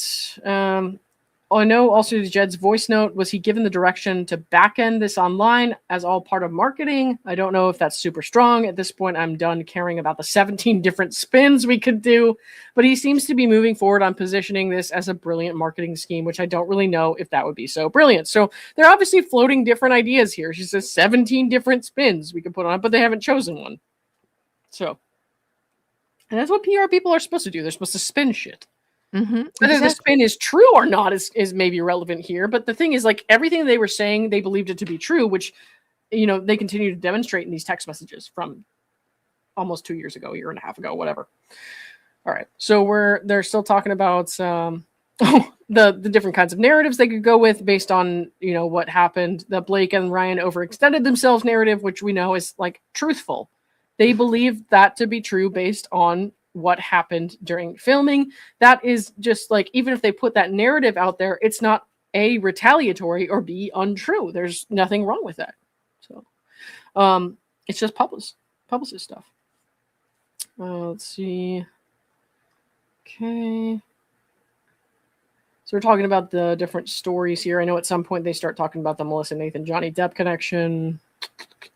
I wonder if they had Jed suppress the link because I can't even find the story. So they're talking about that. They're talking about playing whack-a-mole with stories. Again, this is just like basic publicist stuff that I'll come back to later, which is why I'm highlighting it. But do you want to patch me in? Blah, blah, blah. Sorry, I'm the third girly pop interrupting your pee. Again, this why is this stuff the stuff that I'm able to see? Why am I able to see this and not Blake Lively's deposition? Like, please tell me why. I don't need to know about people's pees and being interrupted, but okay. All right, let's see. Sony put out 8 pages. They did? Just now or something? Yeah. I mean, I'm not shocked, but I just noticed the chat. Oh boy. I don't know if you have that pulled up. And it's 8 pages of poopy reasons. Poopy reasons. I mean, I don't doubt that. I don't know if that's a technical term, but I don't doubt that. Yeah. Just read it from the chat. They want everything permanently sealed? Oh, come on. It can't be that. Yeah. They have to put grounds to all this stuff. Sony's pretty relevant, don't you think? Like, what would you say about the Sony people who were deposed and stuff like that? What do you think? Absolutely. They are absolutely relevant because they share responsibility as well as a secondary production company. And Blake has talked continuously about these supposed complaints that she made to them. What did they do about it? What did they tell her? That stuff needs to be seen. Do you remember which Sony representatives were deposed and like what you thought of them? I'm just wondering. I don't remember names exactly. I think Ange, of course, Todd Black probably. Okay. That's the only two that come to mind for me. I keep getting Ange confused with the hairstylist Anne. I think it's Anne. Oh, Anne and Ange. So I'm like, that's the hairstylist, right? No, it's not. Yeah, she's the one that Blake ended up making her personal representative and expected her to be there on set for every day she was going to be on set. Gotcha. Cassidy, somebody says that you should wash your mouth. It's almost like you said something about Amelia Apple. Oh my god. So they're talking here about he's being attacked publicly. He brought in an expert to help. So like even the publicists behind the scenes who are bitchy about everything, even these people from TAG who are bitchy about everything, they're like, well, of course he brought on an expert. He's being attacked. Like there's nothing nefarious going on here. They're like, yeah, of course he did. Right. I like that. It's not a story, they said. Like, it's very clear here that these people were like, what the hell is going on? Like, of course he's doing that. Like, what is wrong with you people? And you can also tell by their conversation that none of this is about harassment. No. No, it's very clearly about the publicity. Yeah, right. And it's all about, like, the fighting about the movie. Yeah. Look at that line right there. All she talks about is the floral outfit she's wearing. Every post on her Instagram, one after the other. But she's not like, well, look at how she's ignoring the sexual harassment. They don't even mention any sexual harassment. There's no retaliation here. Flowers! They're screaming, flowers! My God. That's so crazy. All right. So they start seeing these negative articles, I guess, on TMZ and the like. Which is why they're talking here about meeting and all that stuff. What is TMZ saying? They've done 3 pieces on this in the last 12 hours. So you can tell that they didn't actually go with TMZ to leak any text messages or anything. Like, because they're like, what the hell? Why is TMZ talking about this? And what are they saying? They don't even know like what's being said. Right. And here they say, so they reference this article that says Justin Baldoni fat shamed, which of course we know is not exactly what happened.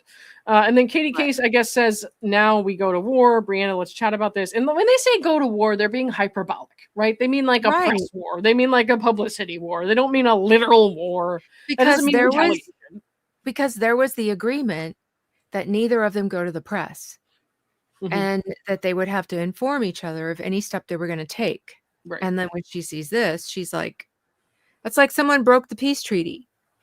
Yeah. Now it's war. Dude, it's like that's not a crazy thing to say. It's like everybody's hyperbolic. We're all hyperbolic. I mean, Cassidy talks about mealy apples like they're people, right?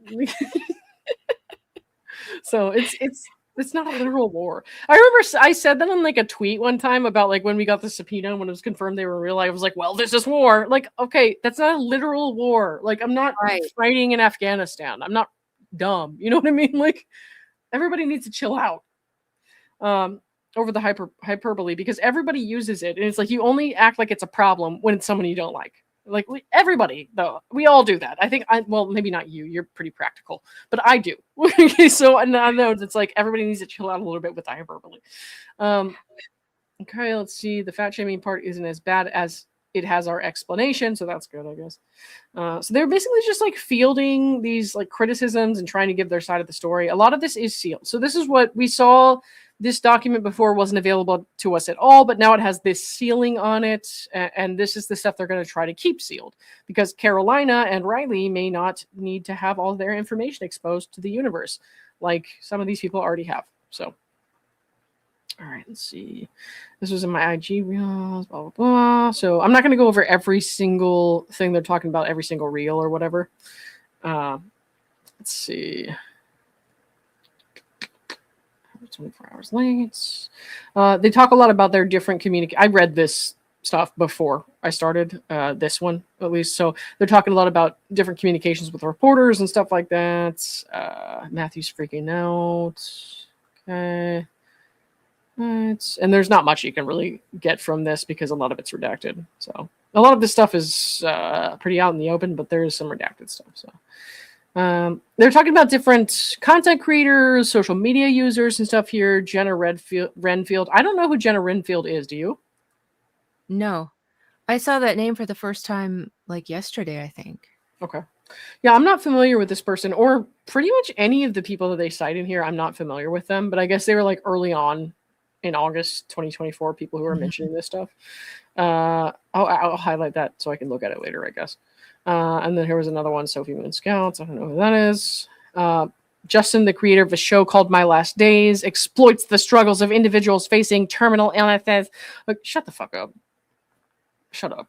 I'm sorry. Shut the fuck up. I've never bought into that.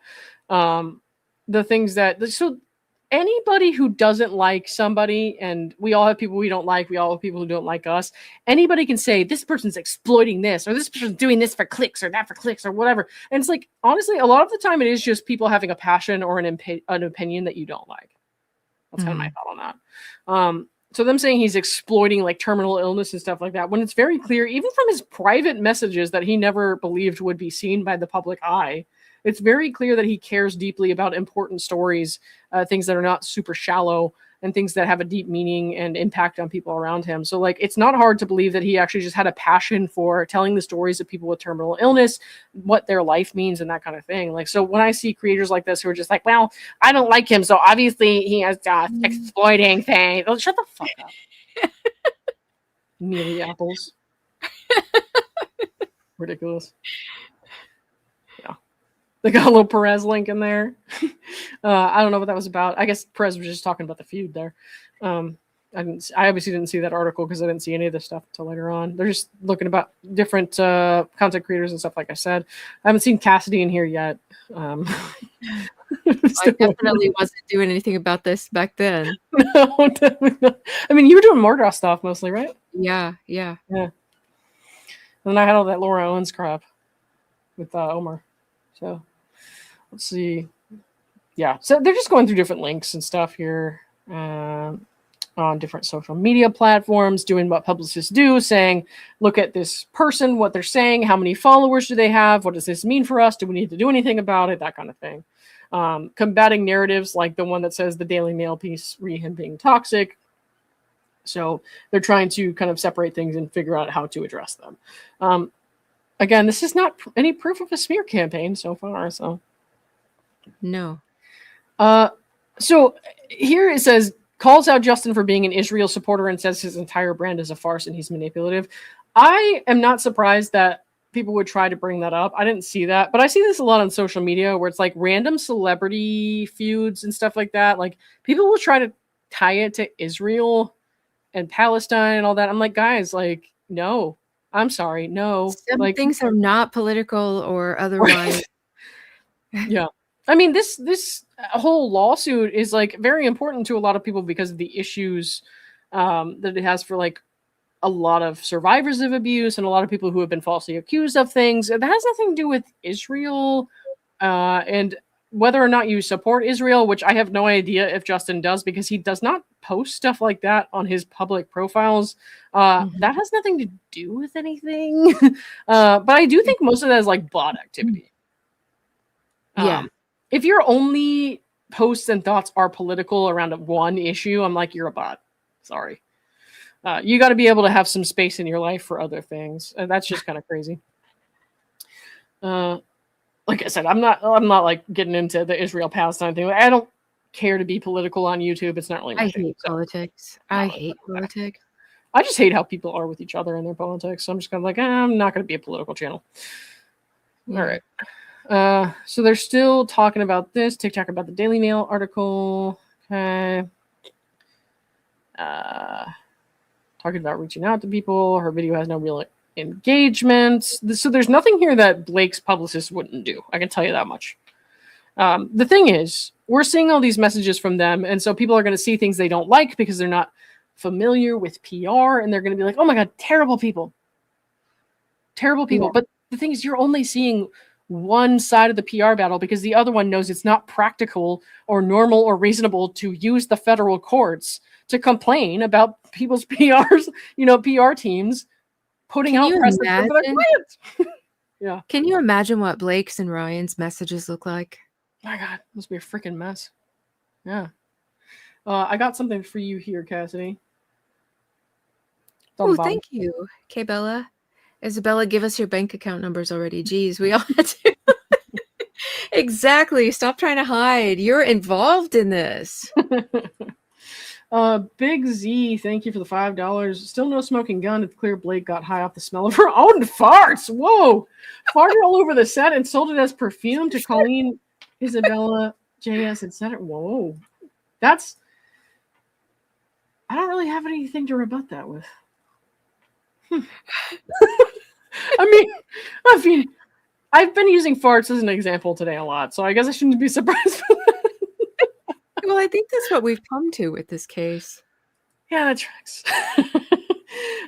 So here they say Colleen Hoover has gone private on TikTok. She's deleting videos about the movie, so that starts to be a whole thing. It's just let me highlight that real quick so I can come back to it later. And we know Justin wasn't smearing her, so obviously the blowback was organic. Right.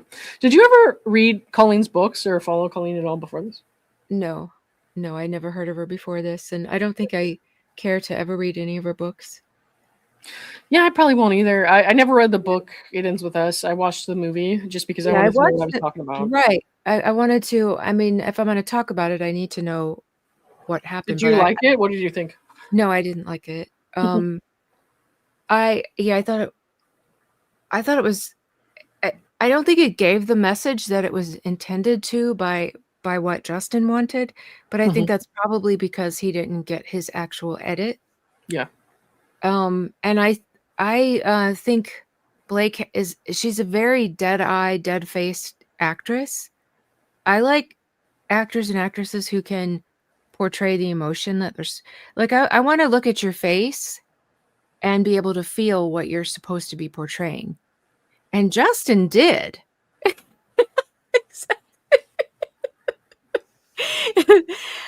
Like Justin, as much as he was in absolute turmoil and couldn't stand that woman, the way his face expressed whatever emotion he was supposed to be showing in the scene, it was remarkable.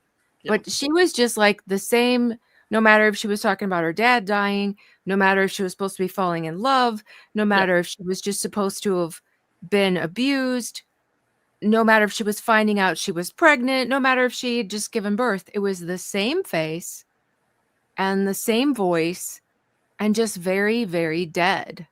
Mm-hmm. Yeah. You got another one here, Cass. Oh, thank you, Gloria. I did read the books. Not worth all this.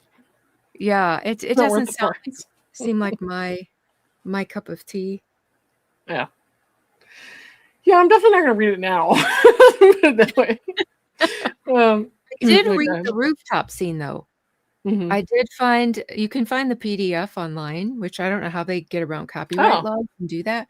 But I wanted to know, like, what was the original scene and what did Blake do to this? Mm-hmm. I haven't been able to find, like, what Christy Hall's version was. But actually, the rooftop scene, like, they talk about it being rewritten and all this. So much of it is exactly the same as what appeared in the book. That's what I heard, too. And like I said, I didn't read it. Stuff like the cherries and the crypto bro and the male prostitute. Mm-hmm. But it's pretty much the same scene. Yeah. Yeah. So I don't know what the big deal was about saving the movie or this rewrite. It's I didn't get it. I'm like, this is the same thing, except dumb stuff about cherries and crypto. Yeah, it really was kind of dumb. But like the male's lines in that scene were so cringy. I was just like, oh my god, this is only a male could have written this. And then people were like, no, Colleen Hoover wrote it that way. And I was like, oh, okay, my bad. I guess it just sucked. Yeah. Yeah. So I'm not tempted to purchase the book. Yeah, it was bad. I had no desire to read one more word out of it after that. Right.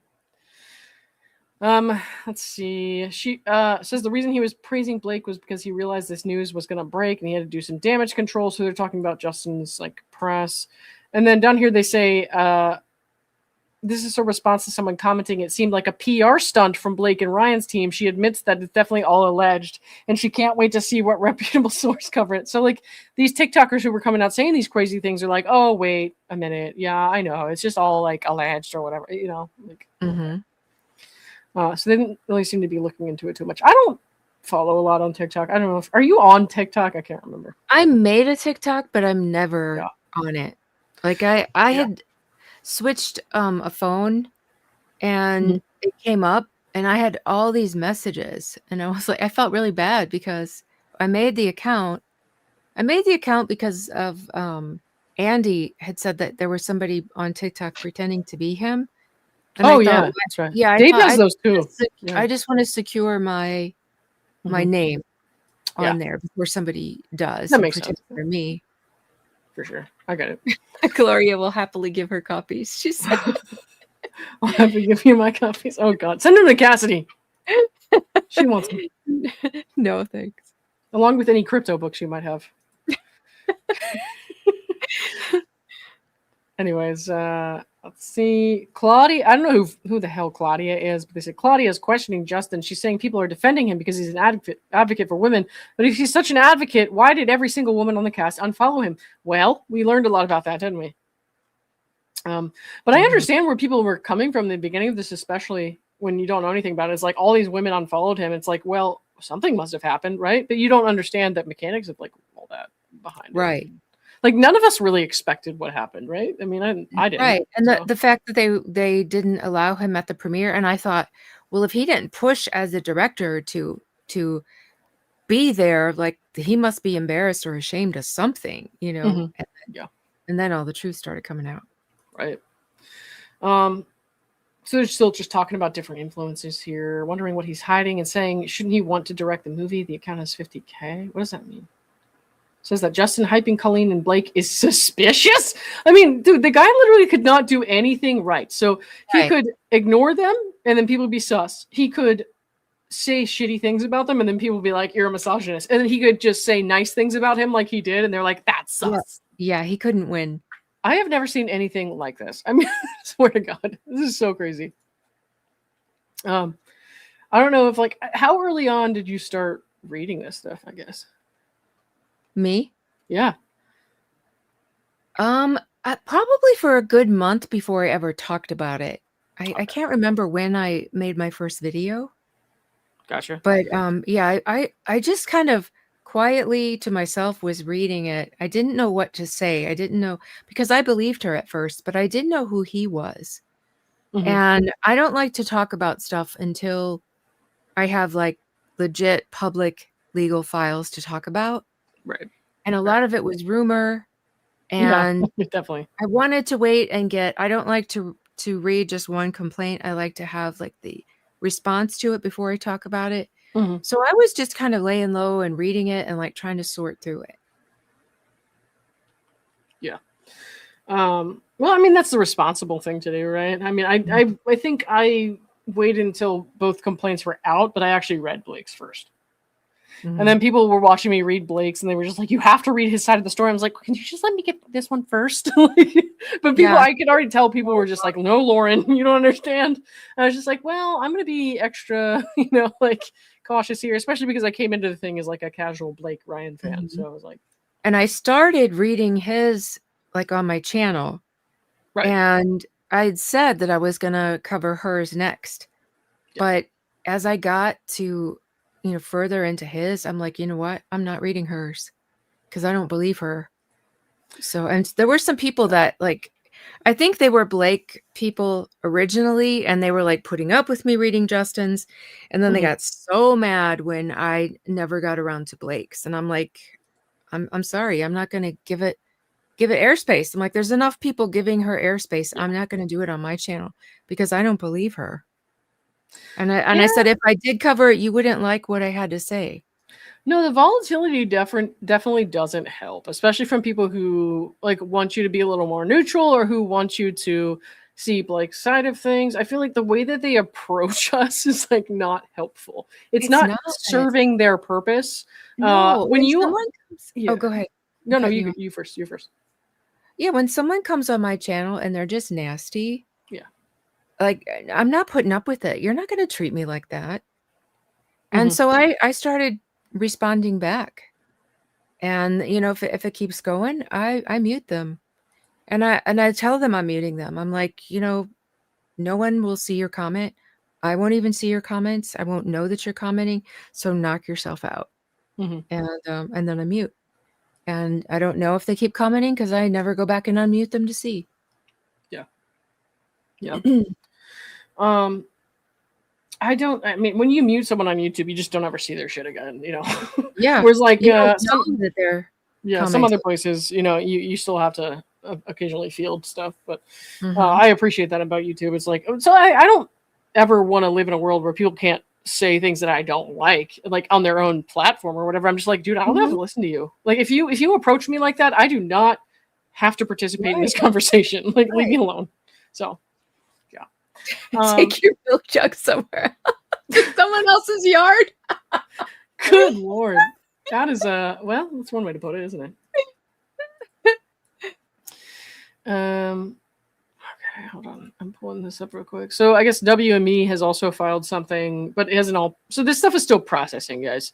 So there's like letters that are just the selected parties, depending on how long it is, and yeah, I'll have to do a lot of this tomorrow. So I'm just gonna skimming through this one tonight. I think. This is I'm skimming through Blake's right now. Yeah, it's all filed under seal. Like you can't see anything. wow, you can't see anything. Like holy shit! Of course you do that. Grief. Waits for the deadline. Seals her reasoning for keeping the seals. Okay. So ridiculous. Yeah. I mean, I'm not shocked though, am I? So. That was the same for me, Gloria. And it took like when I got to his timeline, and that's when I got so mad, and that's when I started talking about it. Yeah. And I got really mad at the New York Times for printing that. Oh, dude, and being protected under the shield that they used when they clearly didn't report on judicial proceedings. Yeah. I mean, there's people who read the New York Times article and then read their complaint who probably would have, if the New York Times had given a balanced and fair report, probably would have believed or leaned towards believing Blake's side of things if the New York Times had not done, such a hit job. So I really don't think that served the purpose that they meant for it. It probably did temporarily for like a couple of weeks or so, but ultimately, I don't really think that was a great call. That's just me, though. Let's see. They're just talking more about TikTokers, blah, blah, blah, blah, blah. I don't need to see what they say about TikTokers. I'm not interested in their opinions on various social media users. Let's see. There's nothing too crazy here. So Melissa Nathan, remember her sister writes for, what is it, New York Post? I think. I don't remember, but isn't she's a journalist, right? Yeah, Sarah Nathan, I guess, wrote for the Post or something in New York. And they were talking about Justin's case. And then Melissa's saying that her sister's like freaking out. And Melissa's saying, if you think about it, celebrities suing publicists for doing a good job, this is going to backfire in her face so hard. But her sister, the reporter, is still kind of freaking out about it. Yeah. Also, the fact Matthew knew. So Matthew Mitchell apparently, I don't know much about Matthew Mitchell. I don't know if we've even seen anything from Matthew's deposition. I remember him being brought up. I don't think so. Yeah, but they're saying he sold me out. So apparently they're saying that he sold them out somehow. And then I agree, Lori. I totally agree with that. Is this it? Mm-hmm. I think Blake wants things sealed because she doesn't want the internet sleuths to poke holes in her reasons, therefore help. Gotcha. Okay. This is for you, Cass. Oh, thank you. Cassidy and Lauren, you're my favorite creators here. Could you collab with Bocce? Oh, I love her. I love her. Yeah, we'll have to do that. I mean, it is past midnight now, so otherwise I would message her. I did try to get her on one night when it was late like this and we were going over new documents, but she was like fast asleep. So I think tonight's probably not in the cards, but we should do that. Yeah. This is for you. Crypto Boy wasn't in the books. Oh yeah, I saw that. Or the male prostitute line. Yeah. Right. Okay, let's see. So they're saying they have proof that Leslie, Blake's publicist, was pitching the story out. We have proof of being told to stand down and laughing about how easy this was because the internet was organic. So they're saying they can prove that they didn't have to do anything because Blake was getting organic backlash. So again, I'm like, this Unsealed stuff is not really looking great for Blake's case in a lot of places. In other places, I could see how they could spin it. But ultimately, when you take the context of everything and the other side is going to have their say with a jury, potentially, I don't think it will go well. I've seen that proof, actually. Oh? Yeah. Okay. And there's a story I'm working on in the background, but I've got to wait for some things first so I don't get subpoenaed again. I hear you. Well, I think that the discovery deadline is done, if that helps. But, Yeah, but I mean, like a different action. Yeah. I don't think you need that on your plate. I understand. Yeah. Let's see. So there's talking more about New York Post and stuff like that. These texts are way too hard for me to read, but they're talking about, and we've seen these texts before, which is why I'm not going to spend too much time on this. They're talking about the influencing, like from the publicist, and Jen Abel saying no bots, no fake accounts, real people are coming to Justin's defense. Like it's just like they're not influencing or manipulating anything. And that's what they're saying in these messages. We have actually seen those screenshots before, so I'm not going to worry about that too much. Setting weed transfer, what I found. Okay, I don't think we need to look at that too much. Okay. Who's speaking with Megan Toohey? I guess this must be, this was right when Megan started emailing them, either the day of or the day before.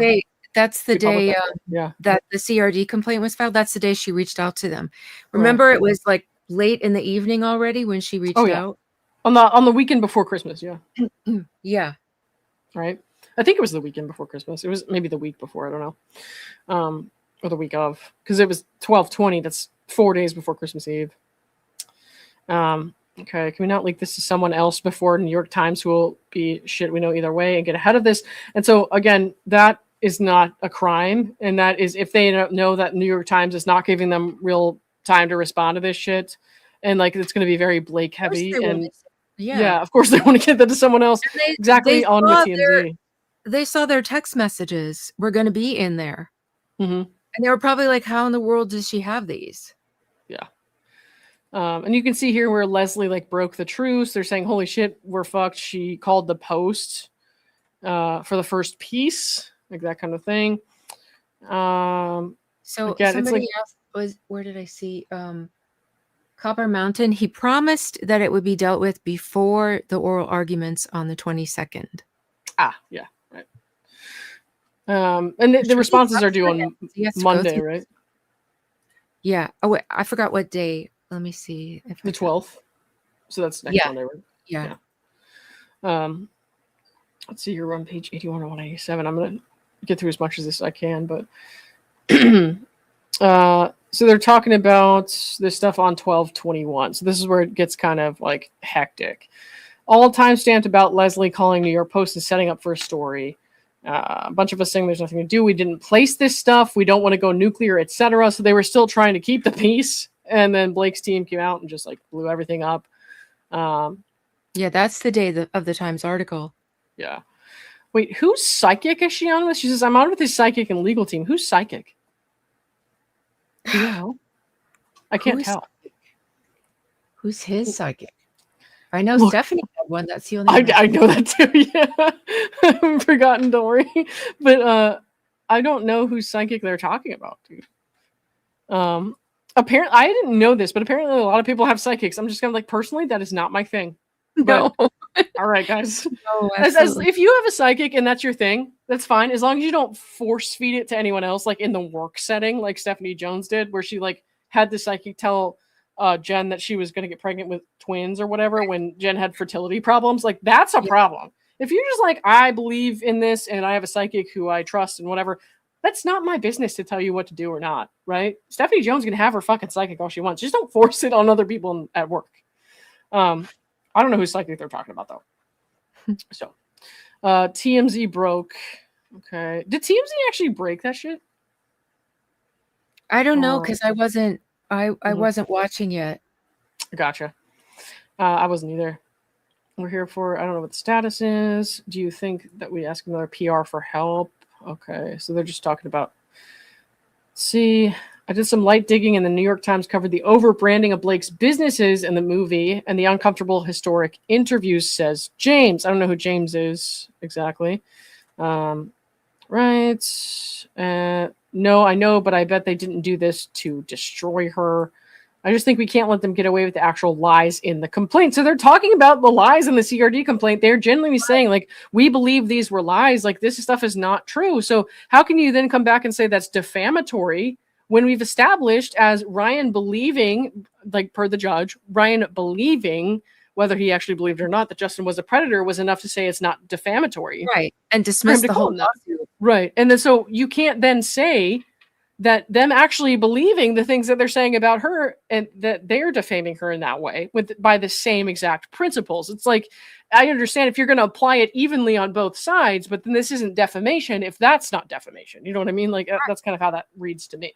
That's how that reads to me. I'm not a lawyer, but you know. Somebody says, let's hope the psychic and lawyer is not the same person. I mean, I don't know anyone that talented. So maybe Omar. I haven't asked him to predict my future, though. We'll see. Maybe next time. All right. It just eats at me that we legit, for the first time ever, did nothing and were sued as if we're knocking on doors, rallying people against her. So again, these text messages are just proving their point. They didn't have to do anything. And they're like, I can't believe she's still suing us. And you can see the shift. Yeah. In what they talk about. Yeah. I'm like, what the fuck? We didn't do anything. What the fuck? Reynolds. I love that. And these are like in the heat of the moment after the lawsuit has been filed. They have no idea Blake is going to make accusations of an ongoing smear campaign and get these text messages. So these are just like real raw reactions to the people they work with where they're like, what the fuck? We haven't done anything. And then people will still say they're lying. I'm like, you see their real raw reactions to this and you're like, nah, you're lying. Yeah. Everyone in this situation collectively lied. Yeah. For no reason. I knew to do it long before any lawsuit. Right. Okay, let's see. Oh no. And this is where it's like it gets kind of bad. I'm sorry, but Jen Abel's a fucking moron. I wiped all my shit from high school before leaving. Or I don't know if that's HS. HS is probably another PR agency. I just automatically, my brain says high school. How could she be so dumb knowing who she was dealing with? And that was kind of my sentiment in the beginning of all this. When I read it, I was like, oh my God, so dumb. But I didn't understand exactly what she was up against. And she obviously dealt with a lot more than I know how to. Well, she was supposed to work for a couple more days. She probably would have done that. Yeah. But she didn't get a chance to do so. So right. They didn't treat her fairly either. They like tricked her. They intentionally deceived her, saying going to the Verizon store and we'll do all this stuff too. And then they didn't honor what they agreed to. So it's like she was intentionally deceived. It's not like she knew that there was a possibility of this and she just ignored it. It's that they deliberately said, we are not going to do XYZ, and then they did it anyways. So right. It's a little different. But I'm glad that this person feels so up on their high horse. Honestly, I said the same shit, though, like a year ago. So, like, I was really pissed in the beginning. I was like, how could you be so stupid? And then I read the stuff about the workplace and how it operated and what actually happened in the end there. And I was like, oh, never mind. Okay. Yeah. Yeah, you don't expect when you've got this high-level manager and you've got attorneys that they're lying to you. Yeah. About not releasing your phone. Right. And there's like security people there and all that kind of crazy shit. Just nuts. Yeah. All right, let's see. So they're talking to people, just trying to manage their business at that time. We got a different exhibit here now, so it's a different time frame. They're just talking about different articles and shit like that. We haven't gotten to the text yet, so let me just skim down here. Okay, so this is again on 12/21. Different sets of conversations, I guess. Deserves to be front page of the NYT. Saying she's going to destroy and bury Blake Lively. Your company deserves to be destroyed and buried. Taking money to be strategic assholes doesn't even need a special place in hell. You've done a good job creating it on Earth. So they're basically here in these messages. You can see where these people got awful, horrible like threats or comments in their email inboxes and shit like that. And like, they're not suing Blake Lively for a smear campaign because they're reasonable people who understand how PR works. And like, you can't do that. That's not necessarily defamation. But she's, weaponizing the court system against these people, knowing damn well how PR works and that they haven't done anything wrong. And that the stuff that being brought up from her past were things that she actually did. And she's trying to blame them for it. And then she doesn't care that they're getting death threats or heinous harassing messages and shit like that, like the one we're seeing right there. Like, what the fuck? So obviously this is something that happens all around in these highly publicized lawsuits or highly publicized, PR wars or whatever. And only one side is weaponizing the court system in that regard. That's just crazy. I just can't believe how much time and money they're wasting of this court. I mean, we went through the longest federal shutdown in history. Right. And they were having to deal with Blake Lively stuff instead of criminal things. Yeah. Also, like, I can't imagine sending someone an email like that. Anyone. Even now. I'm like, I cannot imagine. I would never send Ezra Hudson an email like that. You know what I mean? It's kind of like, why do people do this? But it's not anyone's fault. Like, the people who send these kinds of messages are not well. Like, they need help. And so whether or not somebody prompts them to have an opinion, they're going to eventually find their way to that opinion because, let's be honest, these people didn't just get set off to this passionate extent suddenly. They're going to arrive at that conclusion. They're going to send messages like that because you're a public figure and your business is being aired out to the public. Like, that's not anyone's fault, really, except for whoever didn't help that person get counseling when they were growing up to say, hey, don't do that. Like, that's fucking weird. It is. And they're doing this on behalf of people they don't even know. It's just the celebrity they idolize, and they're going to do death threats over it. Yeah. No, that's fucking nuts. Like, I don't know. I don't care how much I like love someone or, whoever it is, or and what somebody might say. I'm never going to send them an email and like say this kind of crazy shit. Like, this is crazy. Yeah.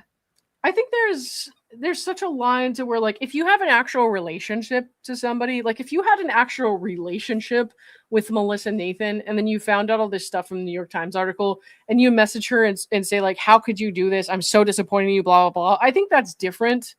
than like a random person messaging her and saying like, I hope your business is buried and destroyed. You know what I mean? Like, it's so fucking Yeah, crazy. that's just some unwell person, like you said.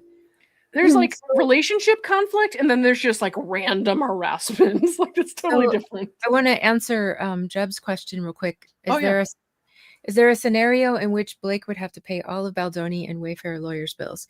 What they can do if they win, there's something called malicious prosecution. That's where someone takes out a case and they either take it out for the wrong reason or they do horrible things like Van Zandt, and like this whole abusive process can get thrown in there where they can make a second thing and go after her and get money for that. I'm not explaining that well, but I don't want to take a lot of time. Sorry. Oh, you're good. But later, I don't understand either. So if you want to explain it to me, go ahead. Yeah, no, later I'll go through, and I like to have visual aids and stuff. I'll do a thing about what malicious prosecution is, because I really hope that they do that. But they have to win first. So if they lose, they can appeal. If they win, they can do this. Gotcha. Okay. Sorry, I've got all right. Oh, you're good. We're on page 91 of 187. There's no way I'm getting through 187 tonight, guys. I'm gonna get through as much as I can, but why don't I stop at like 100 or something, if that's a good place to stop, because it's 12:26 here. We'll see. So they're trying to say, is there a way to screenshot Leslie's number so we can prove the text between you and Leslie are in fact her? I don't know exactly what it's about. I'll revisit that tomorrow. That's why I highlighted it. Let's see. TMZ just told me Holly Baird is trying to get on Blake Lively's crisis team. Anyone know who that is? Do you know? I don't. Me neither. And so you can see why the publicists are freaking out so much here, because they're saying we can't be doing free PR while we're trying to save our baby company because Blake Lively's attacking the publicist for no discernible reason for doing their jobs. And some of this stuff is still redacted, which is what they're going to asking the judge, like I said earlier, to continue redacting. Whether or not that will continue to be redacted or not is going to be up to Judge Lyman. God help him. I mean, I am exceedingly like removed when I'm assessing the judge compared to a lot of other people. I totally respect everyone's opinions. So I don't want to say I don't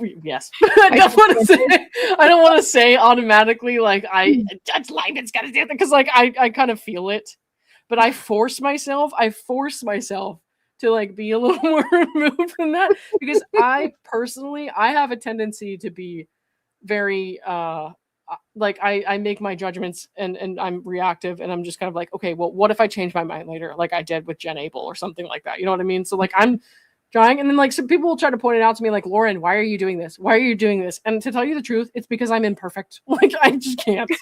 I just don't know what else to do. This is how I am. You know what I mean? So it is what it is. I get so mad for justice. Yeah, I know what you mean. Yeah.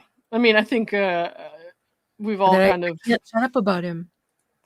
Yeah, no, I mean, I think that people should be able to express how they feel, especially if they do a lot of research on that and try to put their point out there. And I think that everybody should be able to do that. I think it's a shame that so many people are against questioning things or kind of digging into the justice system and how it works. I think that everybody should be able to do that. Everybody should be able to ask questions, that kind of thing. Yeah.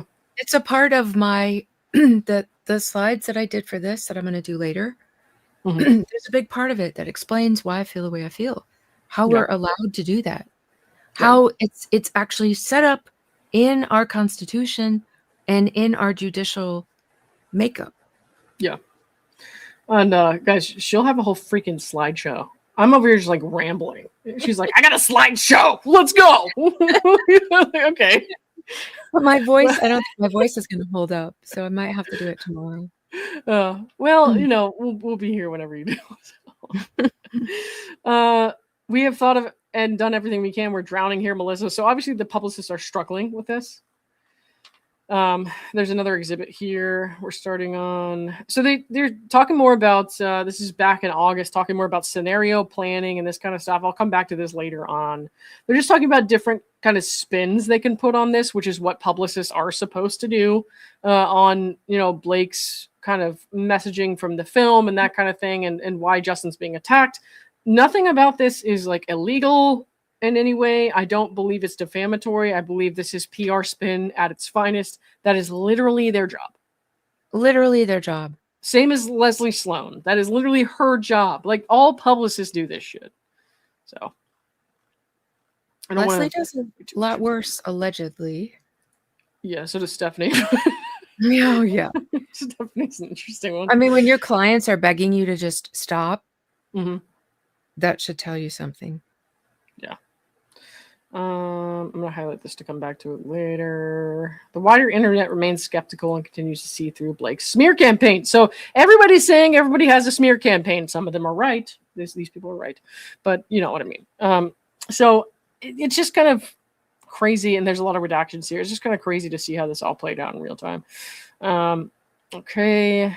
They're talking more about reporters here. What are the reporters saying? What could they do? Which, again, is just part of a normal publicist's job, especially if you're like crisis PR. I don't know exactly what they're referring to in these messages because some of this shit is like not showing up here or it's redacted. Again, this is just the planning. They were talking about what kind of storylines they could use. Right, so we're going back down to another exhibit. I'm going to start moving really quickly through this stuff, guys, because I want to get through as much as I can. This stuff is all fucking redacted. They're just talking about tag there and their page views, which is not important to me at this moment in time. Again, all this stuff is redacted. Whether or not it remains redacted, we'll have to wait and see. Blah, blah, blah, blah here. They're talking about that article here where Melissa Nathan is outed as like just outed, I say, but it's not really that big of a deal. Outed as Justin's crisis PR person. Johnny Depp is mentioned in the sub headline. Okay, we've heard a lot about that, so I don't feel like we really need to read too much through that right now. Okay, let's see.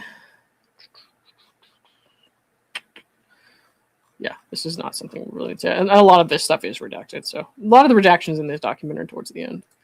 Okay.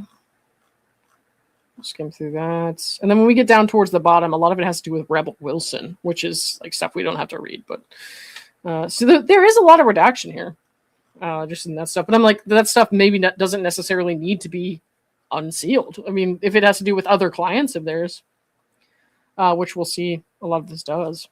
I want to talk about what is it? Mm-hmm. Fola?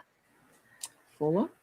Says Lyman has so much money already, maybe looking for a better position after 2028. Oh, Fola. Sorry. Fola. I don't understand why this man is a judge. He's a Nepo baby that had all these positions. He had a cushy job. When he became a judge, he had almost $40 million in stock. And anybody who invests in the stock market knows that you are not supposed to put more than half of your stuff in stock because you could lose everything.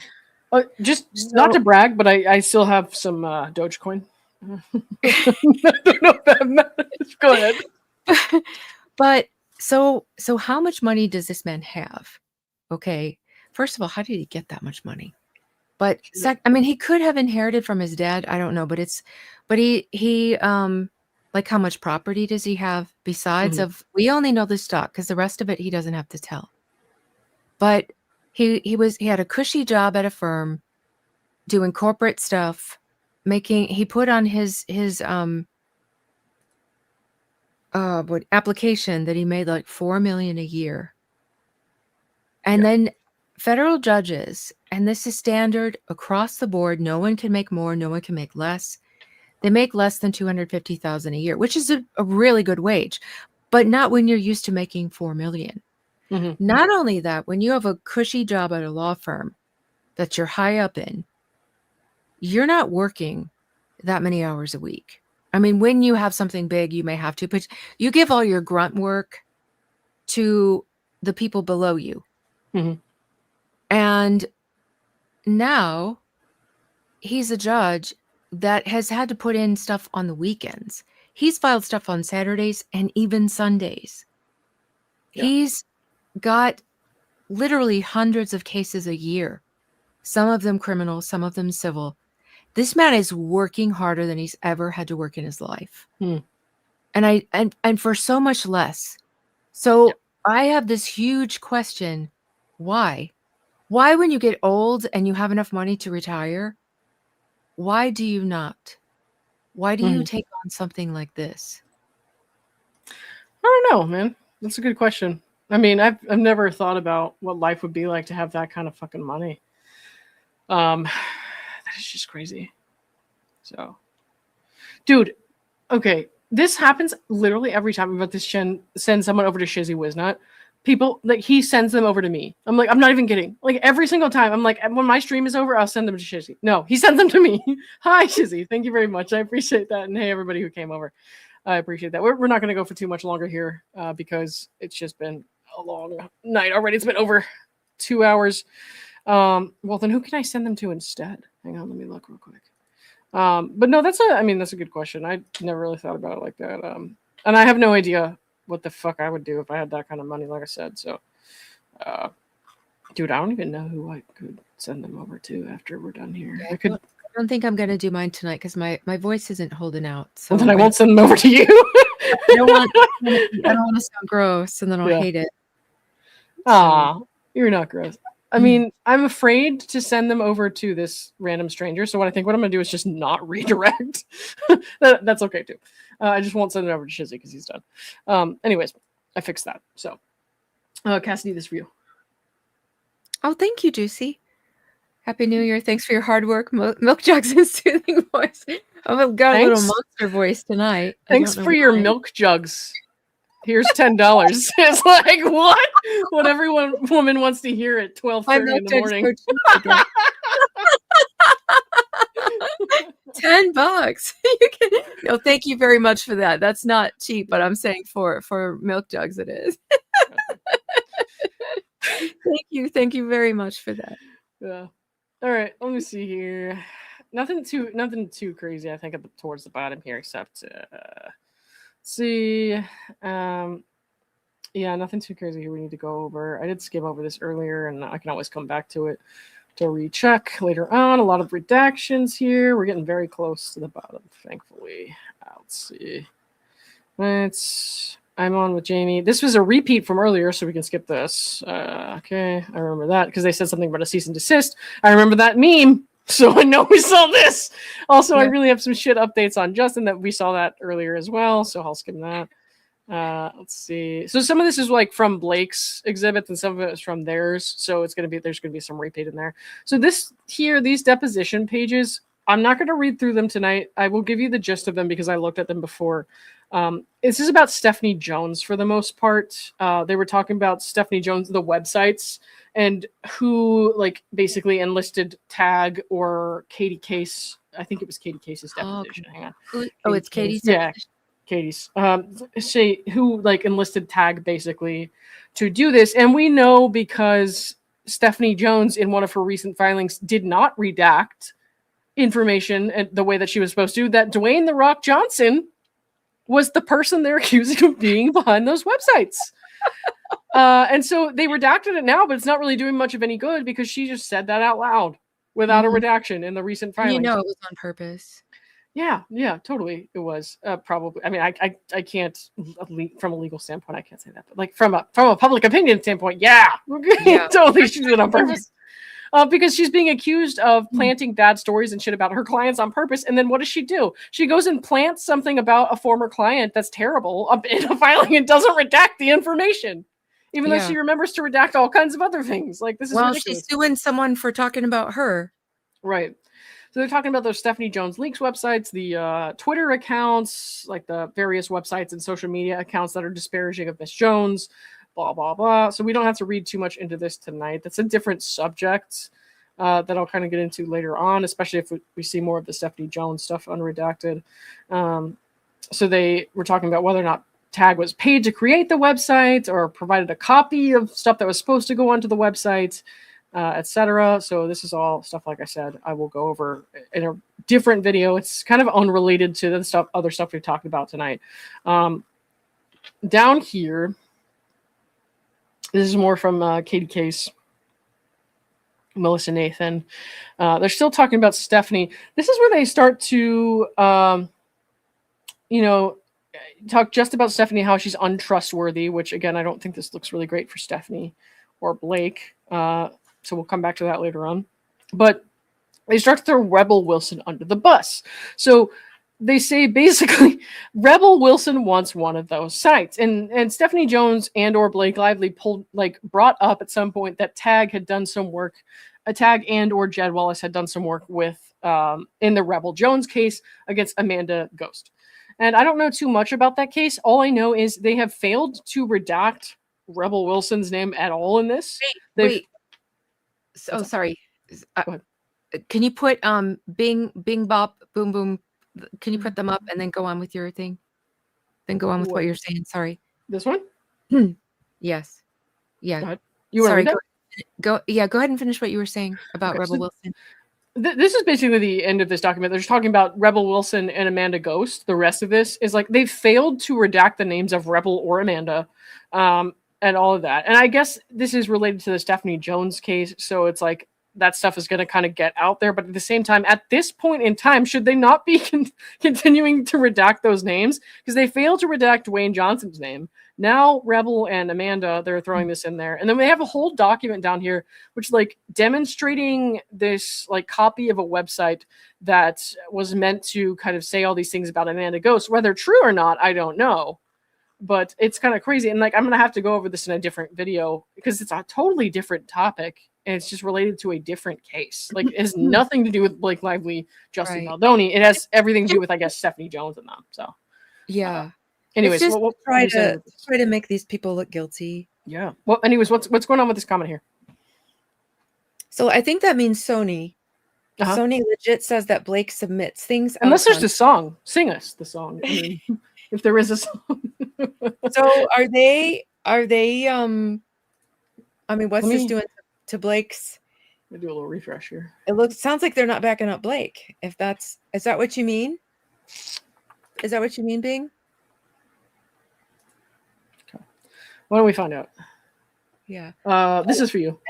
Try milk with a little sugar and black pepper to soothe your voice. It's sweet and spicy. And also, can you shout out? Oh, Docket Updates is amazing. If you guys haven't heard about them, definitely go check them out. Mm-hmm. They have lots of stuff posted on there. And thank you. I'll try that. I like pepper. I never heard of that one. I need to download these highlights. I do ginger and honey sometimes because ginger's spicy. Maybe I'll throw a little milk and pepper in it. Yeah. Let me see real quick. We got that one. Juicy. I don't know how to say that. Bruce. I don't know. I hope I got it right. Happy New Year, Lauren. You're hilarious and very wise with the legal shit. Thank you for your deep dives. Oh, thank you very much. I'm not a lawyer, but I do care about the justice system and how it affects the general public and the taxpayers and all that. So appreciate it. Thanks for checking in. Let me just see really quick if there's anything else here we can kind of get some insight on this like Sony issue with. Let's see. So we see the WME letter. Pull that. Let's see. Where would the Sony letter be? Who was the attorney for Sony? So I'm also worried about complaints about one of their employees mentioned in expert report. Yeah. That Isabela thing, it sounds like she was talking about somebody's religion and now she wants it concealed, but it doesn't work like that. If it's your religion, you can ask for privacy sealing. But if you were just running your mouth and said something about somebody, you don't get to seal it. I kind of hate that though. My thing is like, I hate that. If it says something to do with somebody's religion that they're not open about, I hate that. Yeah. No ice in your milk. Never. Or like it as creamy as it can be. You guys have an interesting relationship. Okay. Anyways, okay, where's the Sony thing here? I see the WME letter, and I have that pulled up, but I don't see the Sony thing. I heard they post. Who is there? Kristen Bunderson, Blake Lively. Oh, there's a lot of new stuff. Right. Yeah. Just give me a second, guys. And this was the Blake Lively thing that was totally sealed. The sealed thing to protect the sealed thing, which is fucking ridiculous. Oh, here it is. Okay. Hold on, let me grab that too. I noticed we don't have anything from Taylor Swift on here. And maybe it's still loading. I don't know. I bet we wake up tomorrow and there's some more stuff there, but it is what it is. Yeah, there probably will be. Because if they're all loading it at the same time, it's going to get overwhelmed. Mm-hmm. Not like that's ever happened before at midnight. Got a lot of exhibits. Yeah, one sec. Oh, I love banana milk and strawberry milk. That's the Pacer site. Yeah. I'm just trying to save these documents with names so I can recognize them tomorrow. Okay. Wayfarer is emailing their attachments because last time everything just got it all got bogged in. You have a new channel member. Oh, thank you. I really want to do a game night for my members because I've not done much. Oh, they're emailing all attachments. Okay. It's on court list. Where you go? It's okay. I already got it. Anyways, we'll scroll through this real quick and then we'll call it a night because is this the Sony? Oh yay! Yes.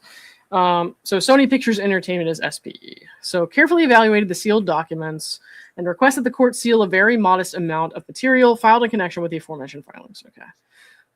No presumption of public access attaches to the SPE material because none of it is relevant to this court's judicial function. Okay, that makes sense.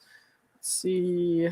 Okay, so any presumption of access that could attach to the material, therefore, is low, easily outweighed by privacy interests and commercial interests in protecting their financial terms or production financing distribution agreements. Let's see. Given the at best negligible relevance of the SPE material to the filings before the court, any opposition to the sealing request would not appear directed at advancing this case, but rather at harassing or embarrassing non-parties, which is kind of what we saw in Isabela's filing. They're all going to use the same language. Because that's what the standard is. Yeah, right. So they always want to make like they meet the standard even if they don't. Yeah. Okay. So the SPE material and grounds for sealing are summarized in the following table and explained in further detail below. We have Declaration of Alexandria Shapiro. The basis for sealing is not relevant to the performance of the judicial function, privacy interests. Okay, not surprising that they would argue that. Again, we have not relevant to performance, blah, blah, blah. There's nothing too crazy in that table. SPE has proposed targeted redactions for all exhibits that are the subject of this sealing motion. Okay. It's reflected in the above table. Portions of the exhibits at issue are quoted in the Wayfarer Parties and Lively's 56.1 statements, and 2, the Memoranda of Law in Opposition. Okay. There's nothing too crazy in that footnote. I don't think we need to look at. Yeah, this is the rest of the table. It's all using the same language again. It's nothing too crazy in the table. The court should permanently seal the SPE material. Okay. The mere filing of a paper or document with the court is insufficient to render that paper a judicial document subject to the right of public access. Okay. A document is relevant to the performance of the judicial function if it would reasonably have the tendency to influence a district court's ruling on a motion or in the exercise of its supervisory powers. Okay. I don't think we need to read through that too much tonight. None of the SPE material, a narrowly tailored subset of SPE produced information designated as AEO under the protective order, is relevant to the performance of the court's judicial function. Okay. Again, I think we can skim past that. Shapiro Declaration Exhibit 12. This is sensitive deposition testimony of an employee that is not cited in any party's filings. The testimony seeks to redact on page 296 was included with Wayfarer Party's MSJ only because it exists on the same page as other testimony. Well, that makes sense, I think. If it's only because it exists on the same page as other testimony that they cited. Okay. Let's see. Shapiro Declaration Exhibit 23. Let's see. Exhibit 23. What's up? I gotta look all this up and see what they're referring to. Exhibit 23 is a co-financing, co-production, and distribution agreement between SPE affiliate Columbia Pictures Industries Incorporated and certain of the Wayfarer parties, part of which is quoted in the Wayfarer Party's Memorandum of Law at page 20 or 47. Okay, it contains extremely sensitive financial and distribution terms that SPE treats as strictly confidential to preserve its competitive position in the film and television industry. Okay, sure. I don't think I need to read through the rest of that. Let's see. Exhibit 120 is a text message thread in which SPE has proposed a targeted redaction over a single text that is not relied upon in the Wayfarer Party's summary judgment motion. The document is cited. Specific. What's up? They got real specific. Yeah, I guess so. The document is cited in the Wayfarer Party's Rule 56.1 statement, but in support of a proposition unrelated to the specific message SPE seeks to redact. Okay. Oh, I don't think we need to read the rest of that. Exhibits 196, 197, and 198 are text and email threads cited in paragraph 288 of the 56.1 statements. That paragraph is in turn cited once in the background section of Wayfarer's Memorandum of Law. The information is not material to resolution of the summary judgment motion and reflects private emails from non-party employees who were not even deposed in this case and that lack foundation, context, and are hearsay. Okay. All right. We have Garofalo, Exhibit 21. Let's see. 21 and 32 are the same text threads, so it's the same deal there. Shapiro, Exhibit 243. This email includes the personal phone numbers of non-party SPE employees. They want to redact the phone numbers. That makes sense. That makes sense. Yeah. Let's see. Gottlieb, Exhibit 96, blah, blah, blah, blah. Okay. Exhibit 96 is the expert report of Jennifer Freed, retained by Lively to provide testimony about psychology theory. And that's the one that they asked about the Darvo stuff. I think. Guys, chat, correct me if I'm wrong about that. But I know that she had, a psychologist talk about the Darvo stuff. Lively submitted the entire report in opposition to the Wayfarer Party summary judgment motion, but only specifically cites pages 10 and 16 at paragraph 442. The proposition at paragraph 442 does not relate to SPE. The report nonetheless discusses SPE policy and describes in detail purported conduct of an SPE employee taken out of context. Okay. Okay. Taken out of context, all of which is completely irrelevant to the underlying motions, as demonstrated by the fact that this material is not cited by Lively in her opposition papers. Okay, I see. In addition, at page 26 of the exhibit, the expert selectively quotes a sentence of an email from an SPE executive to create an inflammatory impression while omitting the subsequent sentence that changes the quote's meaning. Oh. But the underlying email the expert is quoting, which reveals the missing context, is not included in the papers, and the executive that wrote the email was not deposed. Yikes. There was no reason to include this portion That sounds spicy. beyond the specific portions on which Lively is relying. Okay. Paragraph 572 of Lively's counter statement to 56.1. Were they saying that was Blake that took it out of context? Yeah. Or with? Oh, wow. Yeah. So they're talking about Lively's expert here on the Darvo stuff. Exhibit 96, an expert report of Jennifer Freed, retained by Lively to provide testimony about psychology theory. So it doesn't sound like they got her back as solidly as No, I guess not. expected. Yikes. All right. Paragraph 572 of Lively's counter Rule 56.1 statement purports to describe Wayfarer's conduct, but then includes a gratuitous, unnecessary, and antagonistic reference to a Sony Pictures Entertainment employee and purported SPE conduct. These paragraphs, the ones they list here, there's a bunch, unnecessarily criticize the same employee in a manner irrelevant to the motion. And that's Lively's statement. Yep. Exhibit 124 is the expert report of Michael Robbins, Miss Lively's expert on harassment. And Exhibit 17 is a transcript of his deposition. SPE seeks to redact narrowly tailored portions of these two exhibits that unnecessarily criticize the same employee. SPE is not a party to this action and was not responsible for the production of the film. The employee whom the Frey report, Robbins report, and deposition attack, and whom the paragraphs unnecessarily criticize, is a private person, not a party to this lawsuit. SPE's proposed redactions are narrowly tailored to protect the professional and privacy interests of an SPE employee. This is amazing.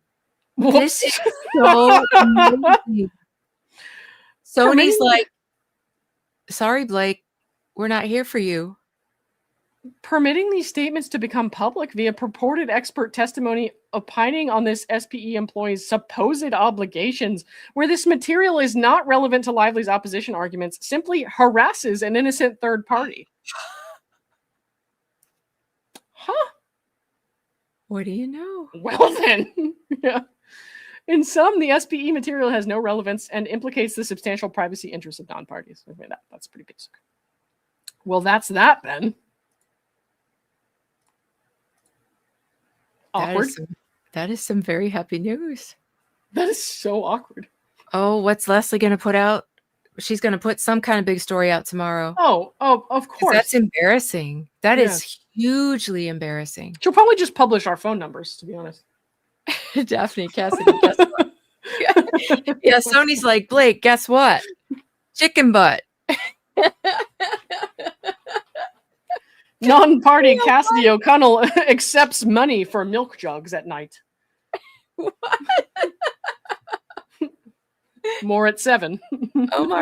Omar's here. Hey, what's up? He came in right at the end too, man. Did you see that, Omar? Did you hear that? So Omar? Sony's like, hey, Blake, does stop not have fucking Blake's- harassing our employee. Oh, that's so embarrassing because she went and got like the Darvo expert, and then Sony Pictures Entertainment is like, hello, this is completely out of context and harassing our employee for no reason. And Blake's 56.1 responses. That's fantastic. That is Oh, the that's best fantastic. news. I was feeling kind of bummed, actually. Like the whole day I was nervous. Mm-hmm. Yeah, Sony's going to do what's best for Sony. I mean, Absolutely. whoever that aligns with at the end of the day, like Sony might come out and say like different things that are not in favor of the Wayfarer parties later on, but Sony's going to be whatever is best for Sony. I don't think they actually care about anything other than their business interests. So, and apparently it's not that important to them to keep. It doesn't. It doesn't seem that Blake is in their best business interests at the moment. So, pariah. Yeah. Someone on Twitter posted Blake's motion. So I saw it and I skimmed it, and all the exhibits are say filed under seal. There's like literally nothing to see there. But I can hang on. Let me just double check, make sure nothing else came up, and then we'll call it a night after that because we're finally getting close to the end of the stream. Let's see. Saved items, save cases. We need to get Omar in on the next one, dude. Yeah. I was just not expecting to be doing this at 1 a.m. tonight. Hang on. Wait a minute. Wait. What is this? Okay. So the... Mealy pleading? That's exactly what they are. Hold on. What am I reading right here? Letter from motion continues to by Jennifer Abel, Melissa Nathan, Justin Baldoni. So Wayfarer parties. What the Okay, I can't tell what this is because there's only a private document filed so far. Let me see if the Blake's letter. I don't think anything else related to Blake's letter has really come up. I had letter motion to seal. What's up? How's it going? Yeah. Letter motion to seal. Can I get you to like entertain people while I mute myself for a sec? I'm sorry. I have to focus or I will not find it. Oh, you're trying to find Blake's thing? Yeah. Well, I don't know what to say. Kind of put me on the spot. Let me think. How can I entertain you all? My voice is shot, so there will be no Don't be singing. shy about your milk jugs now, dude. Should I have an auction? Like what?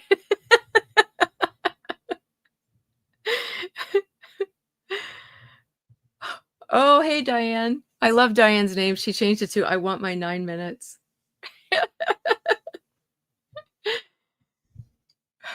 Oh, yeah. Blake's motion is on. Oh, please explain the milk jugs.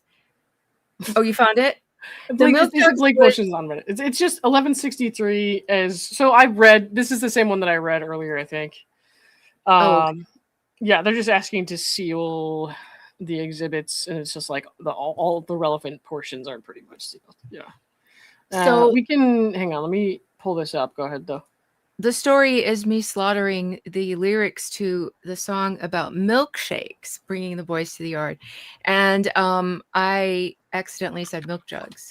And so I'll never live it down. Oh yeah, the episode 5 of the Murdaugh thing. Yeah. Well, I think we need to finish 4. Were we What's were up? we gonna do? So Omar and I covered the Hulu series about yeah. the Murdaugh story, because we both reported on that before. And he's up in the Supreme Court, the South Carolina Supreme Court, on February the 11th to fight for his appeal. So it's kind of big news right now. They're expecting a line to be outside the courthouse of people who want to go in and hear it, because he'll probably be there in person. But anyway, we recapped the show, which was absolutely amazing. So if you haven't watched it, on Hulu, it's called what is it? Murdaugh something, Death in the Family. It's so good. And yeah, we're going to pick back up. We covered like the first 3.5 episodes, and then we kind of quit for the holidays. So Thursday we're popping back on to pick that up again. But it's an amazing story. It has so many moving parts in it. It's full of corruption, and the way he stole millions of dollars from very vulnerable clients, and then he ends up killing his wife and his youngest son. And he's this big time attorney from this they were like the legal giants. His ancestors were. They were the solicitors, which is like the DA, for like almost 100 years. And yeah, so it's a huge story. There's been documentaries already, like on Netflix has one, Discovery has one, HBO has one. There are quite a few, but this was like a limited series acted out. It was so good. It had Jason Clarke and Patricia Arquette, and then Brittany Snow.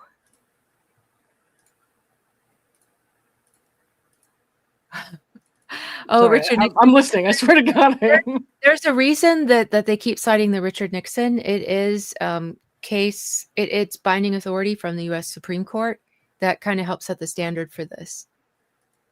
So that's why that one keeps coming up, because that is the one that is used for it. Lots of unintentional humor, like when he gives his wife the best, I say the worst 15 seconds of her life. He is in prison for the murders, but he is appealing it. And so whenever he has a court hearing for something, they bring him to the courthouse for it. I actually was there one of the times that they brought him in, and he is chained like a dog. His wrists are chained. He's got a chain around his waist that goes down to his ankles, and then his wrists are chained to that same chain. And somebody's like walking behind him, literally like walking a dog. And then they sit behind him the whole time that he's there. And he's in his orange jumpsuit. It was freaky to be in the same room with him, I have to say.